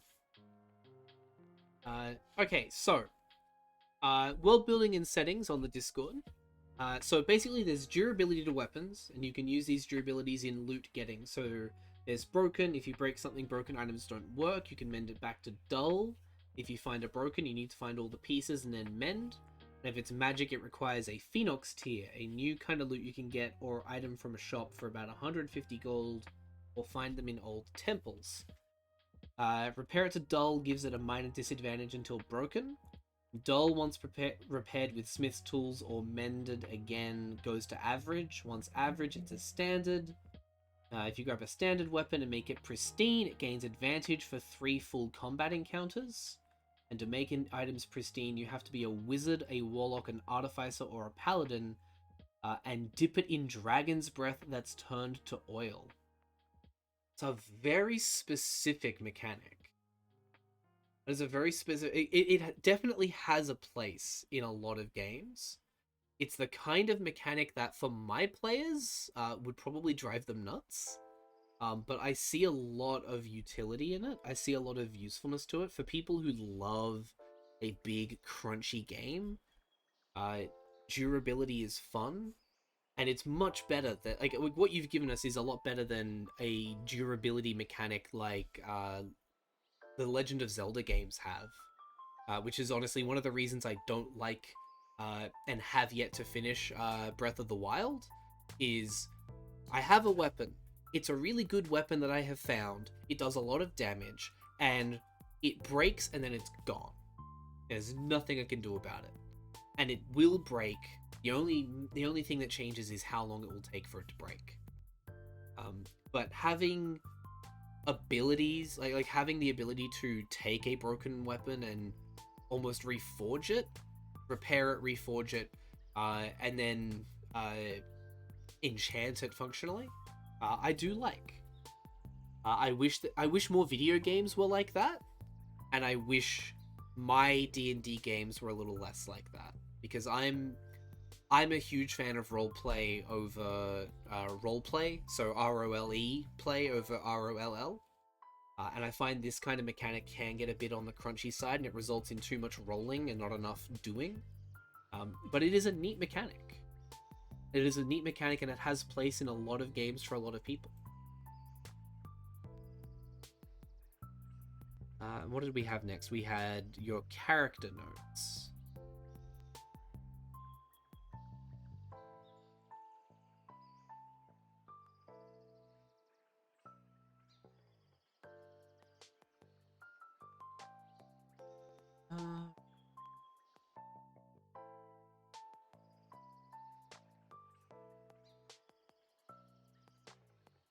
I'm just taking a quick skiz through the story, just to make sure there's not going to be any potential triggers, but it doesn't look like there are. Okay, cool. So this is, by the way, chat, if you aren't aware, this is Fatal Gaming's character backstory in Character Talk on the Discord. If you aren't in the Discord already, you can go ahead and join the Discord from the link in chat. Once you're there, you will need to bear with me a brief moment, because the bot that gives you access to the server is still a little broken. But if you're in chat right now and you join the Discord server, leave a message saying that you're in there, and I'll go and I'll manually add you while I continue to try and fix the issue. But we have a chat called Character Talk where you can talk about your new characters, your old character ideas and stories, Spotify playlists, miniatures, whatever. So what do we have here? In the depths of my childhood, a harsh truth revealed itself to me. I had to steal to survive. Growing up in a destitute family, every trinket or valuable I snatched was a lifeline to my loved ones. Struggling to connect with others, my sister became my steadfast accomplice, the only person I could rely on in my pursuit of thievery. It was on one fateful day, there's always one fateful day, where we challenged each other to steal a coveted magical artifact from the notorious Cult of the Warped Spire. Our plan had reached the ears of a criminal... Oops, sorry, I've lost my spot. Where is it? Our plan had reached the ears of a criminal paladin oathbreaker. Encouraged by the thrill and promise of riches, we embarked on our daring heist, meticulously executing our plan. Unbeknownst to me, an insidious eldritch trap lay in wait, ready to ensnare its unsuspecting victims. Just as the danger was about to be unleashed, my courageous sister leapt forward, shielding me from the impending blast, sacrificing her own life in the process. By the slimmest of margins, I managed to narrowly evade the clutches of death. The theft was a success when I gained the approval of Parseval. I'm not sure who Parseval is. I've not seen that name yet. But you have their approval, and it came at the tremendous cost of your beloved sister. In the ensuing months, desperation and madness consumed you, leaving your parents to bear the burden of your actions. You sought redemption, yearning to undo the irreparable damage you'd caused. And one fateful morning, I awoke to a remarkable sight, a weapon accompanied by a note. They promised to reunite me with my sister. I christened the firearm the Hellfire Revolver. Classic gunslinger behavior. Oh, Parseval is the paladin? Gotcha. From that moment on, Parseval and I forged an unbreakable bond. To protect ourselves in a world teeming with danger, we devised intricate secret languages known only to us. These codes and communications allowed us to shield and protect each other from harm's reach. As my journey continued, I acquired new armor, unaware of the challenges it would present. Every life I claimed while wearing the armor weakened me, compelling me to find an alternative. Through my unwavering determination and mastery of magic, I discovered a way to synthesize blood with magic and brewing. This innovative concoction allowed me to satisfy my stubborn desires without the need for death. However, the trauma of my past haunted me, tormenting me with post-traumatic stress disorder. The mere sight of a priceless magical artifact or the mere mention of one serves as a painful reminder of my sister's tragic demise. Now armed with the Hellfire Revolver, bearing the weight of my past and fueled by the promise of redemption, I venture forth. With Parseval at my side, we navigate the treacherous realm, protecting each other through our unspoken language, driven by the ultimate goal of finding solace in a world marred by darkness and despair. Many edge, but honestly, solid classic thieving story. Genuinely love that as a little backstory. What level are you making the character at? You've got how your revolver works is here as well. So it's a weapon, it's common, it requires attunement. Proficient, yes. Attack type, range, 40 foot 120, so disadvantage out of 40 foot range. 2d8 plus 5 damage, piercing damage. Ammunition, range, reload properties.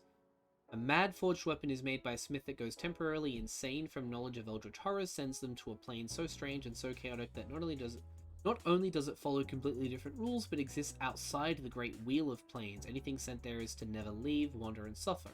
Infused with returning weapon and repeating shot. Can also be summoned by an incantation I only know from anywhere, anytime, instantly, at no cost. Are you playing... Is this a warlock character as well? Or is this a very, very custom magic item? Your character's name is Keth Reinhold, a white male Githyanki with blonde hair, brown eyes, 5'7" with a living armor breastplate, fine clothes, necklace with a crystal spell shard that looks like spare particles, and a big ol' revolver. Dragon teeth shaped metal spike on the top. Red and black, has an eye in the side with black mist growing up to my wrist. Bag of holding, and on your legs there are some artificer tools and a potion. Also an artificer. Okay, I see. Stance shows a dragon eye on the side of the barrel of a revolver with depth, in a classic cowboy stance for entering a showdown. Oh, is that like the art notes that you have? Those would be good. Those would be good art notes to have, like to send to an artist. I think you mentioned your partner was going to sketch it for you or draw it for you. Yeah, they are. That's amazing. Well, once the art is done, you'll have to share that in the chat as well because I'm invested now. I need to know. I need to know more. Because I'm in the Discord, I'm just making sure that no one else is waiting for a new entry. And I just saw that one of our normal chatters, Dumbass Sapphic, is suffering because Twitch hates them. So I take it that they're trying to watch, but they have 100 Chrome tabs. So, if you can hear me somehow, Dumbass Sapphic, best of luck. But I doubt that you can hear me right now. Something tells me you may not be here with us. Oh, amazing. Okay. You just got the Monster of the Week material. You'll have to look it over. Kahira, I hope that you do, and I hope that you enjoy it. It is fantastic stuff. I am very lucky. I actually have the edition that I showed, that I was looking at earlier. The edition of the book that I was looking at. So this one here. So I have this one, and it is over here. So on my shelves, I have 3 physical Monster of the Week books. So I have the original softcover release. Let me show it up. So I have the original softcover release, which is it's all put out by Evil Hat Productions and Generic Games. So I have the original softcover release, which this is functionally. I also have the Tome of Mysteries, which is a separate softcover release. It included the Gumshoe, the Hex, the Searcher, and the Pararomantic, which is been consolidated into the hardcover release. This hardcover release, this absolutely beautiful hardcover release, is the one that I have the PDF of, because if you're looking for games that you can buy, if you're looking for a game and want and like a physical touch like I do, so like I'll have my laptop with me, but I'll be trying to run off physical materials mostly. Monster of the Week and most of the Evil Hat games are part of the Bits and Mortar program. So if you buy it from your friendly local game store and they're a participant, which all good friendly local game stores will be, they will email you the download codes for the PDFs. And interestingly, the Monster of the Week hardcover, the hardcover release, one of my favorite new RPGs, new in that the book is new. It actually came with, let me see if I still have them open. I might not. Please tell me I have them open. If I do, that would make my life very easy.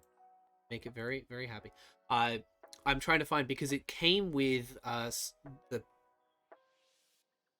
soft, like it came with the original softcover books as well. So in the download link, I also got the EPUB and the Mobi, the ebook versions of the softcover.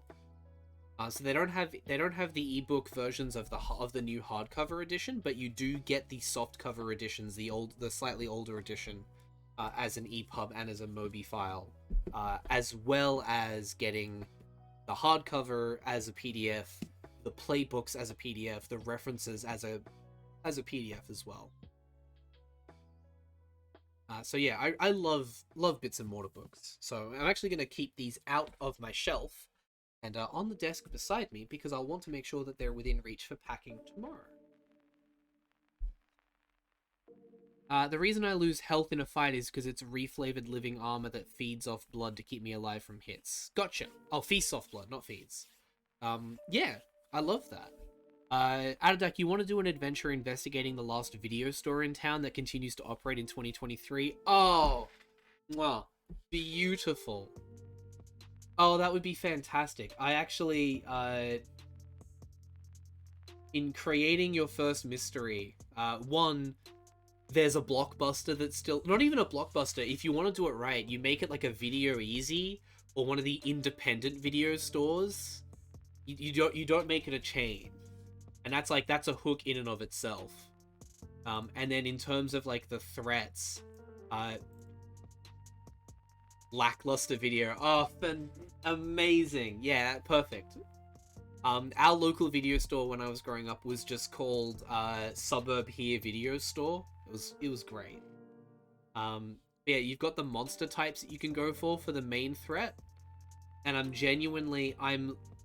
interested in...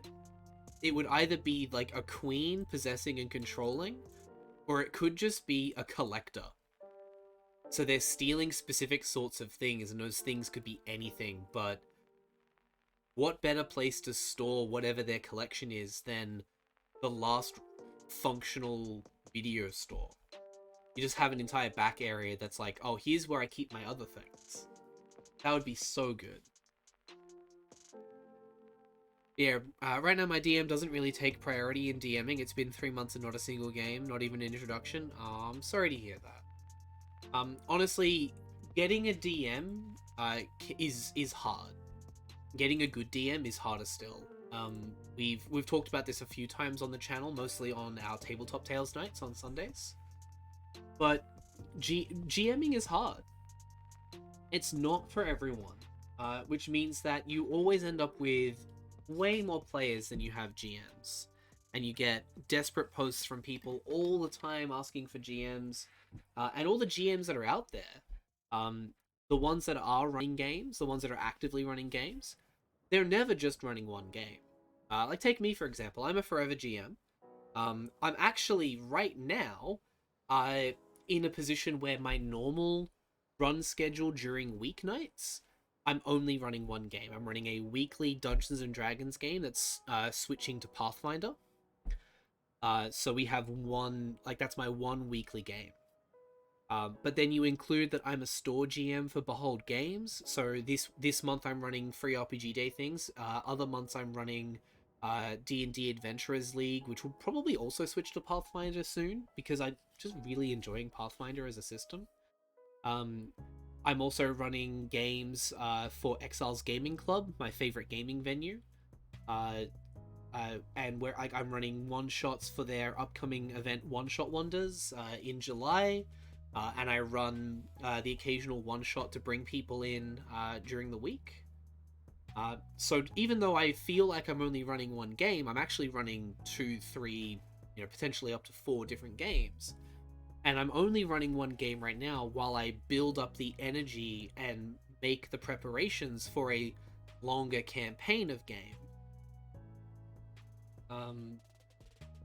But yeah, it's trying to get games together it can be really hard. It can be really, really hard to find a good GM and to find a GM that runs. And when you do find a GM that runs, you hold on to them tight. Be a good player, be a good person, be a good friend, and your gaming group will stick together at that point. Adadak, the little video store in my hometown, it was a mystery how it operated even when video stores were a thing that you could make a profit with. Yeah, look, our local video store, it realistically, before it ever died out from the internet and streaming, it died out because a lot of the video gamers started pirating games. I remember there was a... I'm remembering there was a point where a friend of ours had a chipped PlayStation, and another friend of ours had a chipped Xbox. Now, that's realistically, it's a slang. It's a code almost for we went and jailbroke our consoles so that they would run pirated discs. And what would happen is people would go and rent a game, like rip it to a new disc, return the game, never rent it again. But before that point, they were like it was the kind of place where once web gaming started, so we're talking like COD 4 days, like 2007, 2008, um, they would they would buy and then rent out 5 copies of Call of Duty at a time, because, and it was a genuinely good idea at the time. Their mindset was, people who can't afford to buy the game will pay us $4 or $5. Like their parents are renting a movie already. They'll like a whole group of kids will come in, rent copies of the game, and then go home and play online with each other. But it was never gonna happen. Battle gaming, no, I'm sorry, I don't take on new players very frequently, and I definitely don't take on players that I don't know. If you're in Sydney, if you're living in Sydney, there are games that I run at Behold Games. The Monster of the the free RPG Day games at this stage. Just confirming, it looks like they have now sold out, so there's no sessions available for those. But I do have a monthly D&D Adventurers League game that I run there. It does follow Adventurers League rules, so the character that you've shared in Discord I wouldn't be able to take, but you could take another character instead. There's a set of rules that you have to follow when you're building a character for Adventurers League. But those sessions are like, they're paid sessions, they're in-store sessions.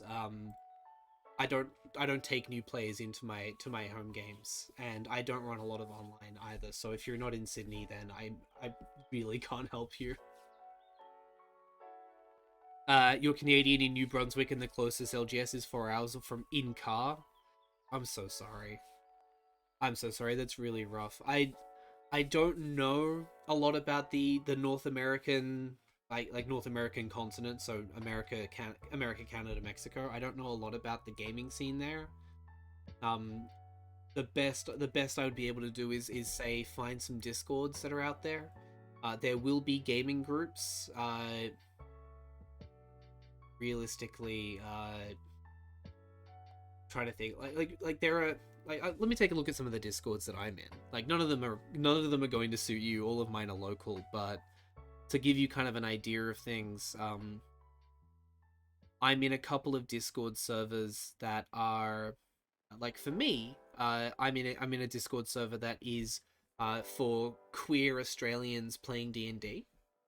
I'm in another Discord server that is, weirdly enough, for fans of motorsport who want to play RPGs.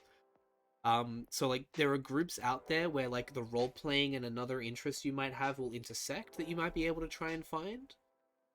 Failing that, you can check out things like there's the official D&D Discord exists. I'm not sure if they allow people to find games there, but there will be big Discord servers out there that you can join. Chat, if any of you in chat are if you're in those time zones, if you're in that sort of North American continent region and you know of a good Discord where you can find an online game, please, like, this is the one time I'll be like, yeah, just dump Discord links in. Dump a link to whatever Discords those are.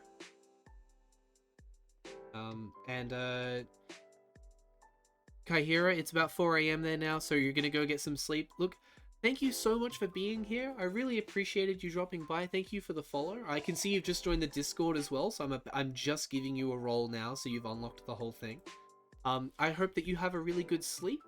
And again, I hope to see you around for future streams, because it's been a delight having you.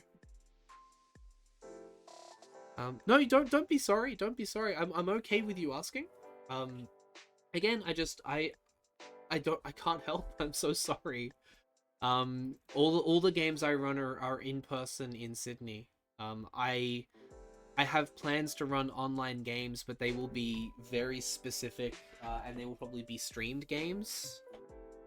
And I have sort of like a specific cast list that I'd be picking from there, because I'd be running it as like a Twitch collab. Where's Sydney? Sydney, Australia. So it's the capital that isn't a capital, because it's the capital city of my state, but it's people around the world seem to think it's the capital of our nation, but it is not.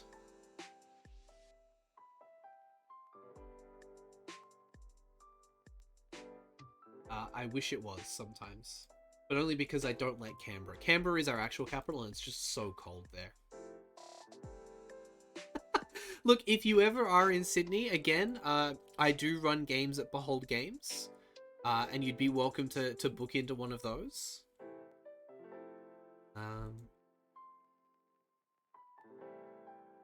But yeah, so where are we at now?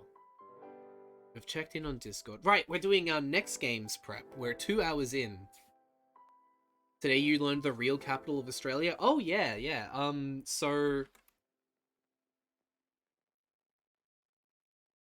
Yeah, to give you kind of a sense of it, preferably in a way that doesn't dox myself, Google Maps.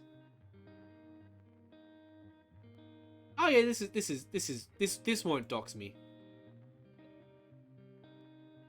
This won't dox me. So here's Australia. So this is the country of Australia. It is quite. There's a way to like. Yeah, we can measure distance. So from like the furthest edge here,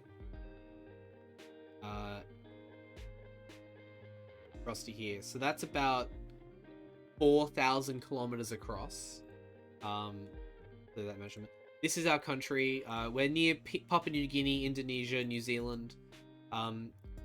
People think the capital is Sydney. This dot down here. It's a coastal city. Lovely coastal city. Beautiful harbor.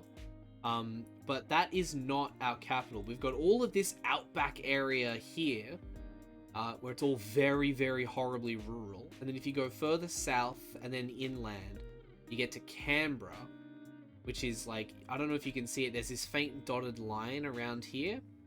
So Canberra isn't a state, it's a territory, and it is our capital territory. It's the ACT, specifically the Australian Capital Territory. So you can see kind of the border between the ACT and New South Wales here. And this big circle is like, this is the center of our world. This is the center of our country. You know, this circle is where Parliament House is. And you go across this river, and this circle is City Hill. We've got the Centenary Column is there. And from memory, if you go further along this big road, there's something up here? No, I might be going the other way. I might be going the wrong way around. There is, where's the, oh, there it is. Wrong big road, because there's the Capitol Hill, and there's like our version of like the War Memorial is like here. So that's our capital, but that's just a place that we said would be our capital. Realistically, our capital is Sydney. Beautiful little coastal town.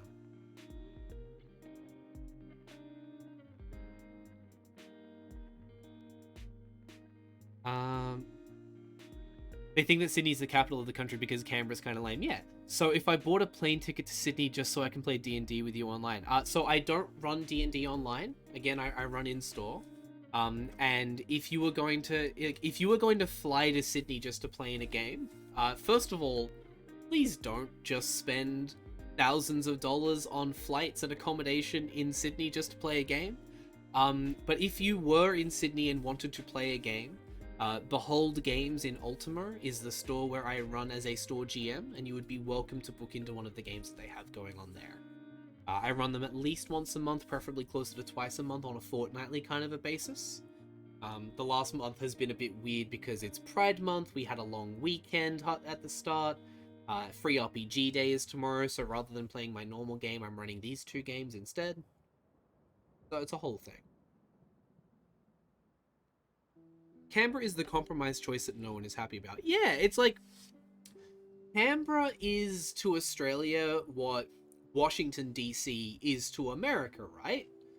Except that, unlike Washington, which from memory is like at a point that roughly intersects a few different states, and was negotiated with in a way that would allow for several new mechanisms of government to be invented, rather than us having something cool like that, Canberra is just kind of like, what if we said no state gets to have the capital, we make our own territory for it, but also New South Wales will be the home of the territory because it just makes sense. It doesn't have a big, cool, well-known story of the negotiations that happened to make it a thing. Whereas, like, there's a whole song in Hamilton the musical about why Washington, D.C. is where it is. It's just kind of there for us. It's just a place. It's just a place we made up, because of course we made it up. Adadak used to work in Ultimo many years ago. Oh my. I've never worked in Ultimo, but I would love to work in the city. But instead I live in I work in a place that's a business park, and it's built just for businesses, and it's a pain in the ass to get to. Not Ultimo, not Behold Games, by the way, my day job. My day job is very boring. Americans chose their capital like grown-ups. Australians chose ours by everyone deciding they'd rather be miserable than let anyone else be happy. Exactly. Speaking of making people happy, though, the bot has just provided a link to where you can directly support me as your streamer for the evening. Specifically by donating money via that tip page. You're going to tip money into, there's a bar underneath my face that says Dev Fund Writers. So as I mentioned earlier in the stream, I am the co-creator of a whacked out game of cyberpunk fantasies called CYBERCRACK Soy Runners. Indeed, that is the game that we are going to be doing prep for any moment now. And we're doing a big, bold new edition of CYBERCRACK that is going to include all of the, I guess, DLC, you could call it, that we've come out with so far, as well as a bunch of new content with a new layout, new art, new designs. And we want to make this a core rulebook that people can really fall in love with. Not a huge rulebook, because that's not the aim of CYBERCRACK. It's not meant to be a cyberpunk killer. But a core rulebook nonetheless. And one of the things that I want to do, one of my favorite things about rulebooks like D&D, Pathfinder, Cyberpunk, Eclipse Phase, is that in addition to amazing art, they also have great fictional elements to it, great pieces of writing that orient new players and new game masters to the world of the game very quickly, give you something fun to read, something enjoyable to read that is illustrative of what the game is about. But I can't do everything myself. I am a good writer, but I am not a perfect writer, and I'm also not the only voice I want to hear from. So I have writers in mind that I would love to commission to write for this book, and in order to pay them, because I would like to pay them, I need to have at least an amount of money built up to do a deposit. So the Dev Fund writers down below, it's got $10 in it right now. My goal is about 250 Australian.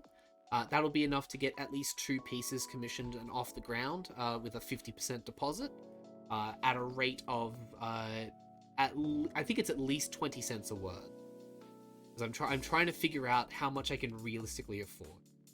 So if you tip into the jar, if you tip into the Dev Fund, you'll be directly supporting some other great artists and helping CYBERCRACK become a reality. But now I want to buy a plane ticket again. I can buy that off you just to have. If you want a copy of CYBERCRACK Soy Runners, it is primarily a PDF of a game. We don't have any physical copies just yet. And if you really want it, you can go ahead and grab a copy of the edition available now, which is it's the Quick and Dirty edition. Yeah, that's what it's called. It's the Quick and Dirty edition. So it's on itch.io. It looks like this. Excuse me a moment. There we go. It looks like this. It is the basic rules of the game. It's the evolution of CYBERCRACK away from its very earliest roots as a powered by the Apocalypse game. It's now its own thing with its own new rule set, its new dice mechanics and how it works. And this will get you access to the PDF that we'll be using today. So this PDF for game prep. It's very quick and dirty, but it is everything that you need to play. And it also includes, obviously, your character sheet, your citizen's identity card. This is the beautiful piece of paper that your characters will be following around. Well, that your characters will be holding and taking around with them as they go on great big runs. It bothers me that Twitch won't allow me to purchase another month of subbing to you. Does Twitch not let you sub in advance? I feel like you can sub in advance. I think you might have to go to manage subscription though. 220 to get it finished, or support fully to be done. Me looking at grocery versus cool thing again. Please don't sacrifice your grocery money. If you have anything spare, I would welcome it, but don't sacrifice your grocery. So the $250 for writers is going to get 2 pieces commissioned.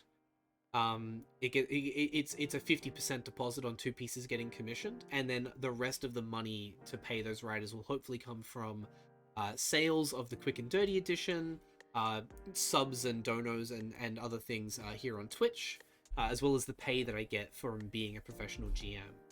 I do a lot of that stuff just to survive. I do a lot of Twitch stuff to survive.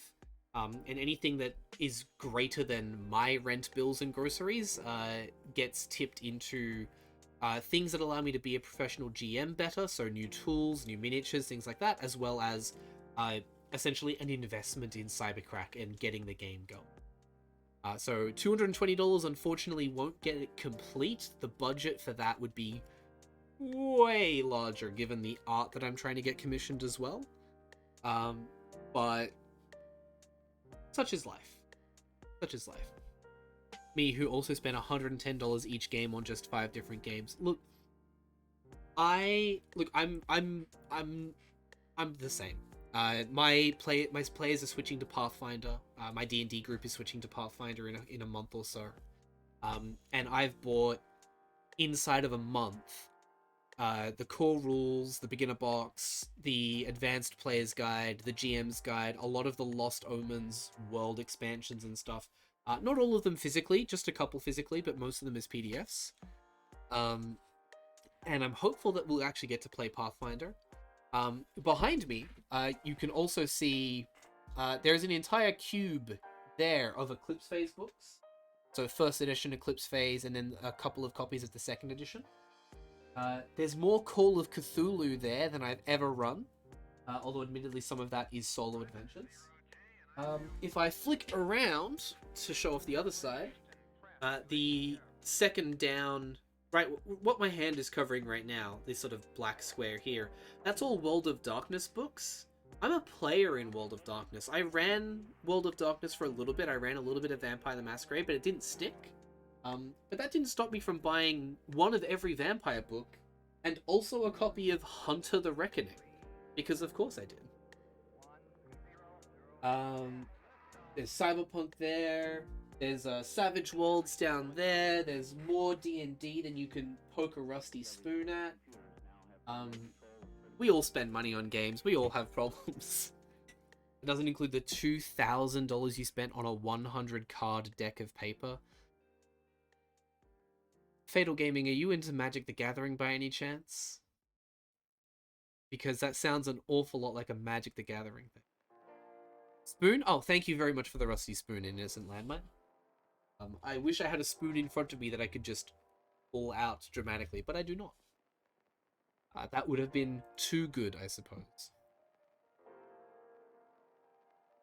But yes, so, where are we up to? Maybe you are. That's fair enough. I would also not be super willing to just confirm that in front of literally dozen people. Not dozens, dozen of people. Look, let's go ahead and move on to our next bit of prep though, because I need to get this done and move on to the printing stage. 16 years sound good to you? That's a lot of Magic the Gathering. That's way more Magic the Gathering than me. At the age of 21, that's way too much Magic the Gathering for me. I only played for like a year, and I liked it, but it got very complicated when I started playing in game stores. Smiles in Goblin tokens? Oh. Hold on, chat. Hold on. Hold on a moment.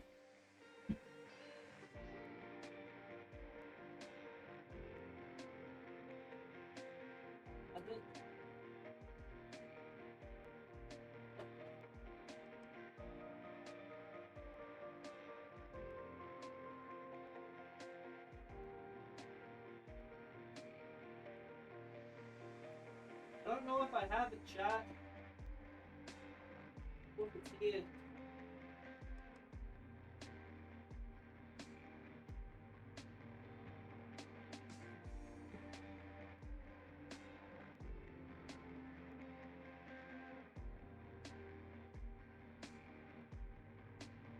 I used to have it right by my my workstation. I used to have it right by my workstation, but I had a mono red goblin deck that was all goblin tokens and goblin grenades. Look, honestly, I'm not super into Magic the Gathering, and I don't want to turn this into a Magic stream, despite the "It's time to duel," which, yes, I know that's a Yu-Gi-Oh reference. That's the joke. Uh, but if you want to share images of that in the Discord for other people to take a look at, there is an art and images section, or an off-topic section as well. Probably might work for Magic stuff. But I will leave that for you to discuss in off-stream circumstances, because I would very much like to get back to the game prep. So where are we up to? Yes. So the next one shot that we're doing is CYBERCRACK Soy Runners, and this is a game that I have run once before as well. So I'll be running this one shot for the second time with a whole new group of people. And the concept is, it comes right out of our new the setting guide portion that we're making in the new CYBERCRACK book. It's a location in the city called the Dead Zone. So the game synopsis that I had written is: on the southern border of the city is the Dead Zone. Utility companies don't service the area except when the miles-long sewerage system leading out of the city backs up. Most delivery companies don't head out there either, having moved to drone-based delivery networks that simply don't function in the area. The Dead Zone started as the area of radioactivity on the outskirts of the city, a remnant of the first Corpo-Mechal War, though the level of danger involved in the area is now mostly down to gangs and scavengers. That said, the Dead Zone is still a hotbed of activity, and some of the most wild and out-there folk around call it home. There's no greater example of this than the Dead Zone Disco. The Dead Zone Disco is powered by solar panels, backed up by diesel generators, which are in turn backed up by dodgy hydroelectrics installed in the sewer systems beneath the streets. A dive bar where disco never died, the DZD is also a safe haven for criminals of all kinds, especially the ones who couldn't afford their City PD protection subscription this quarter. Free of most corporate and police reprisals, they can drink and drug it up in peace. That said, every now and then, someone decides they want somebody at the disco to stop dancing, and that's where Soy Runners come in. So we actually have a few things already prepped out for this one. And what I'm doing is kind of just making sure in my head that I remember what's going on. So I already have the target of the run. Actually, let me pull it up. So what we're gonna do is I'm gonna show you in the quick and dirty edition of CYBERCRACK Soy Runners. We have 4 roll tables, 4 D6 roll tables, on building a soy run. They're pretty simple. So there's a table for the employer, so who's employing the party, the target, the location, and a twist. So I'm going to make sure that at least these are done. Dumbass Sapphic, you finally speak! You're laggy, but you live! Welcome back to the chat! It's so lovely to have you here! I noticed in the Discord that you were having all kinds of connection issues, and it's a delight to have you. Welcome on to a game prep stream. Okay, this might be ripping stuff off, but sewers, radioactive bandits, dude, you need the Teenage Mutant Ninja Turtles of your own flavor. Oh, 100%. If there is an opportunity for Mutant Ninja Turtles, there will be.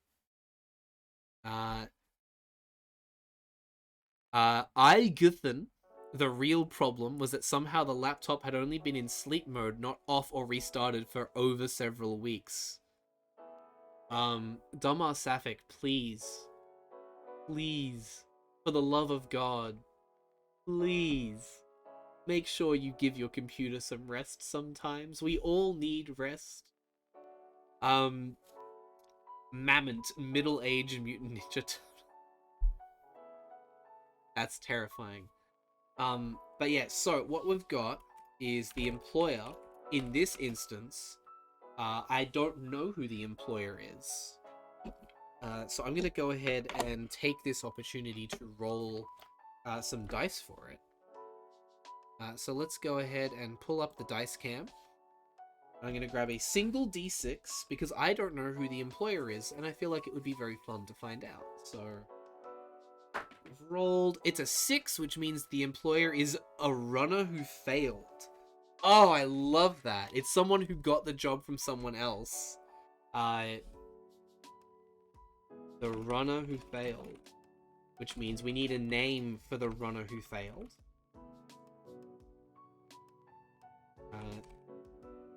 The target is Ralph Revolvers Ronaldo, who is a former baseball star and drug dealer. Oh, sorry, that's right. It was Ronaldo Rockman. Like, his last name was hyphenated Ronaldo Rockman. So, RRRR. This stuff was... Oh, these were game notes from the game the last time I ran it as well. So I'm going to just section those off. We had a police officer in the party shot down a defunct Starlink satellite. And then someone gave the scavenger a cannon. That was fun. So we have the employer. We have the target. The location we also have. It's the Dead Zone Disco. And then we need a twist as well. What I'm going to do is I'm going to quickly roll a d6 and see what that's going to be. That have middle-aged mutant office worker turtles that have a rat boss? Oh, yeah. Check your thermal paste. Make sure you're not destroying your hard drive. Oof. Simon. Simon is not a runner name. Absolutely not. I refuse. Oop, that dice went right out of the tray. Let's roll that again. 3. A secondary location. Ooh, what would the secondary location be? Simon Slips Up Simmons is still not a good runner name, but we're getting closer, Dumbass Sapphic. We're getting closer. But Simon is such a bad, bland name. No offense. I don't wanna have to roleplay someone named Simon.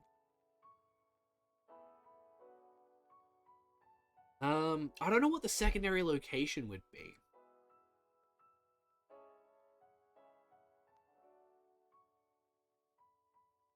What would the secondary location be? The Dead Zone Disco, and then somewhere else gets involved. I'm just gonna roll it. It keeps bouncing out of the dice tray. I'm just gonna roll again. We got a 5, which is an assassin has your contract. No, I don't like that one either. 4.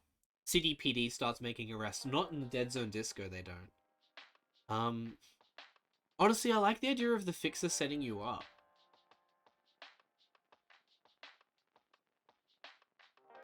I don't know, we'll think about it. Well, it's been nice hanging out with you, but it's 7 AM and I promised my fiancée I'd cook breakfast for her, so I'll see you later. See you later, Fatal Gaming. It has been a delight having you in chat. I hope that your fiancée enjoys the breakfast that you make, and I hope that you have a great day after that. And thank you again so much for being here. A pizza shop that has ping pong tournaments. God. No, they should work for a foot massage parlor. Foot Clan reference. Ah, I see. We're still on the Teenage Mutant Ninja Turtles. Unfortunately, Ralph Revolver's Ronaldo Rockman cannot be said with the same cadence as Teenage Mutant Ninja Turtles. You're barely aware of the context for all of this. It's game prep for Free RPG Day. I'm running CYBERCRACK Soy Runners from 4 till 7. And I just wanted to go back over my notes and make sure I had everything. For Monster of the Week, which we've also done, we needed to basically make all of this prep happen. But for the for CYBERCRACK, for the Dead Zone Disco, Surprisingly, everything's already here. Because there's no pre-generated characters in CyberCrack Soy Runners. You make your character on the fly. And character creation is, for those of you who don't already know, it's very simple. Grab yourself a citizen ID card and something to write on it with. Pick a name and an occupation and write them down. It's important that the corpos know who's paying their taxes. Choose a style for yourself and make that the photo on your CID. Write it down, sketch it out, do a full color artwork and print it out and stick it on. Do it however you like. And then you take these 4 numbers and you put them into Stronk for bodily acts, Face for socializing, Expertise for skills, and Asspull for anything else you could possibly need, but mostly luck. And then you go. You just go at that point. You're done. You're good. So I did actually make some pre-generated characters a while ago. Actually, I don't know if I still have those. I might still have them. If I did... they'd be...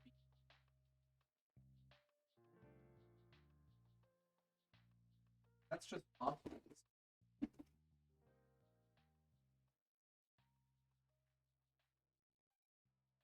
Nope. I thought I might still have them, but I don't. I made some pre-generated characters, but they were really, they weren't designed to be pre-generated characters that you use. They were designed to be example characters, more or less. Where's the music gone? Is that music still here?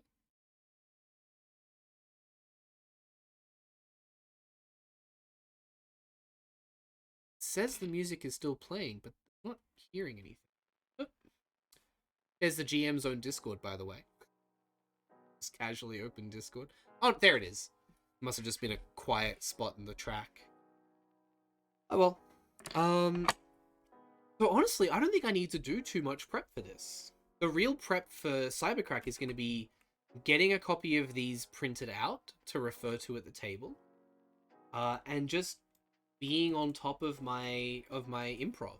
Because CyberCrack is very much a yes and game. But we need a name for the runner who failed. We still need a name for the runner who failed. So let's open up our fantasy name generator. And let's see if we have... Do we have like a hacker names list? Those are fantasy and folklore, so probably not there. Yeah, hacker names. Daryl Broccoli Boy Coleman? Ugh, no. Oh, and the first hacker name that we see in the list is Fetish. Are you kidding me? Are you This did not just happen.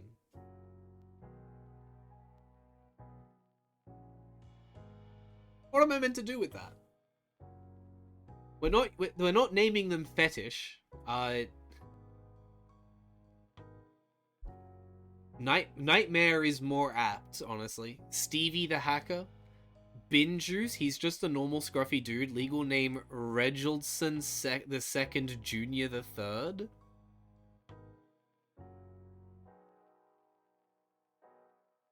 Oh, it's Regeraldson, not Reginaldson.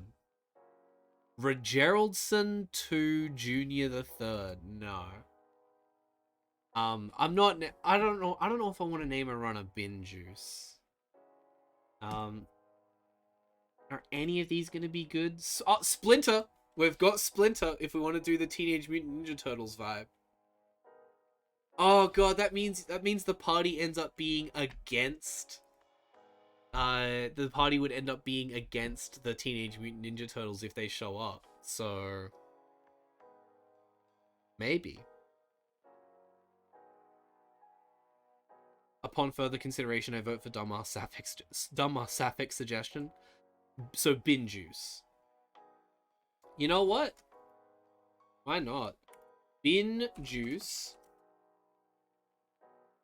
Legal name. Regeraldson Second Junior the Third. The runner who failed. Who is sending the party after Ralph Revolver's Ronaldo Rockman, a former baseball star and drug dealer, living outside city limits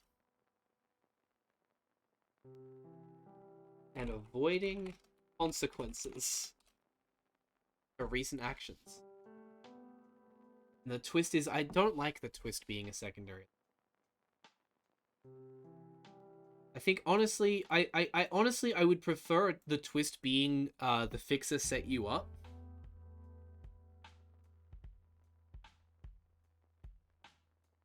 Hacker tags and vanity plates be the same. True. Actually, yeah, no, I like that. Fixer sets you up. They didn't fail.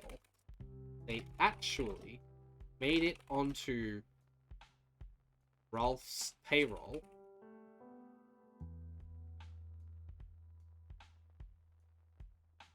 And are double dipping by passing the job onto other runners. So they're, like, when I say they're double dipping, they're gonna pay the party less than the bounty on Ralph to go and kill Ralph, while also getting paid protection money by Ralph. The twist is that Bin Juice is his legal name, and Geraldson's Second Junior the Third is the street name that they tried to get people to call him unsuccessfully. Oh no, absolutely not. That would be too much. Yeah, here we go. Bin Juice. There's the leet speak. Thank you, Innocent Landmine. Thank you for the leet speak for Bin Juice. Your boy Bin Juice pulling the most dog move. Oh, you know it. We're all in agreement. Bin Juice is a sentient ibis. We're correct. We're all in agreement. This is the third canon Bin Chicken character I will have run. But I fucking love it. We're all in agreement. We're all in agreement. Good. Excellent. In a big hoodie. In a big hoodie. The runner who failed in a big hoodie. There we go. I'm adding that bit as well. You accept this backstory? Excellent. Perfect. 10 out of 10. Alright. I mean, chat. That prep is done. Everything else about the Dead Zone Disco is very much run it on the day and see how it goes. That's how CyberCrack tends to be. You can do more prep, and if you have more of the system available to you, which I do, you can do more prep. But I find CyberCrack works best when you're just doing whatever is the most batshit crazy thing you can think of at the time. Okay, you're gonna head out now. Have a good day. You enjoyed the stream. Well, thank you so much again for being here in Innocent Landmine. It's lovely having you in chat, as always. I hope to see you again in even more future streams. And speaking of heading out, chat, I think it's time for us to head out too.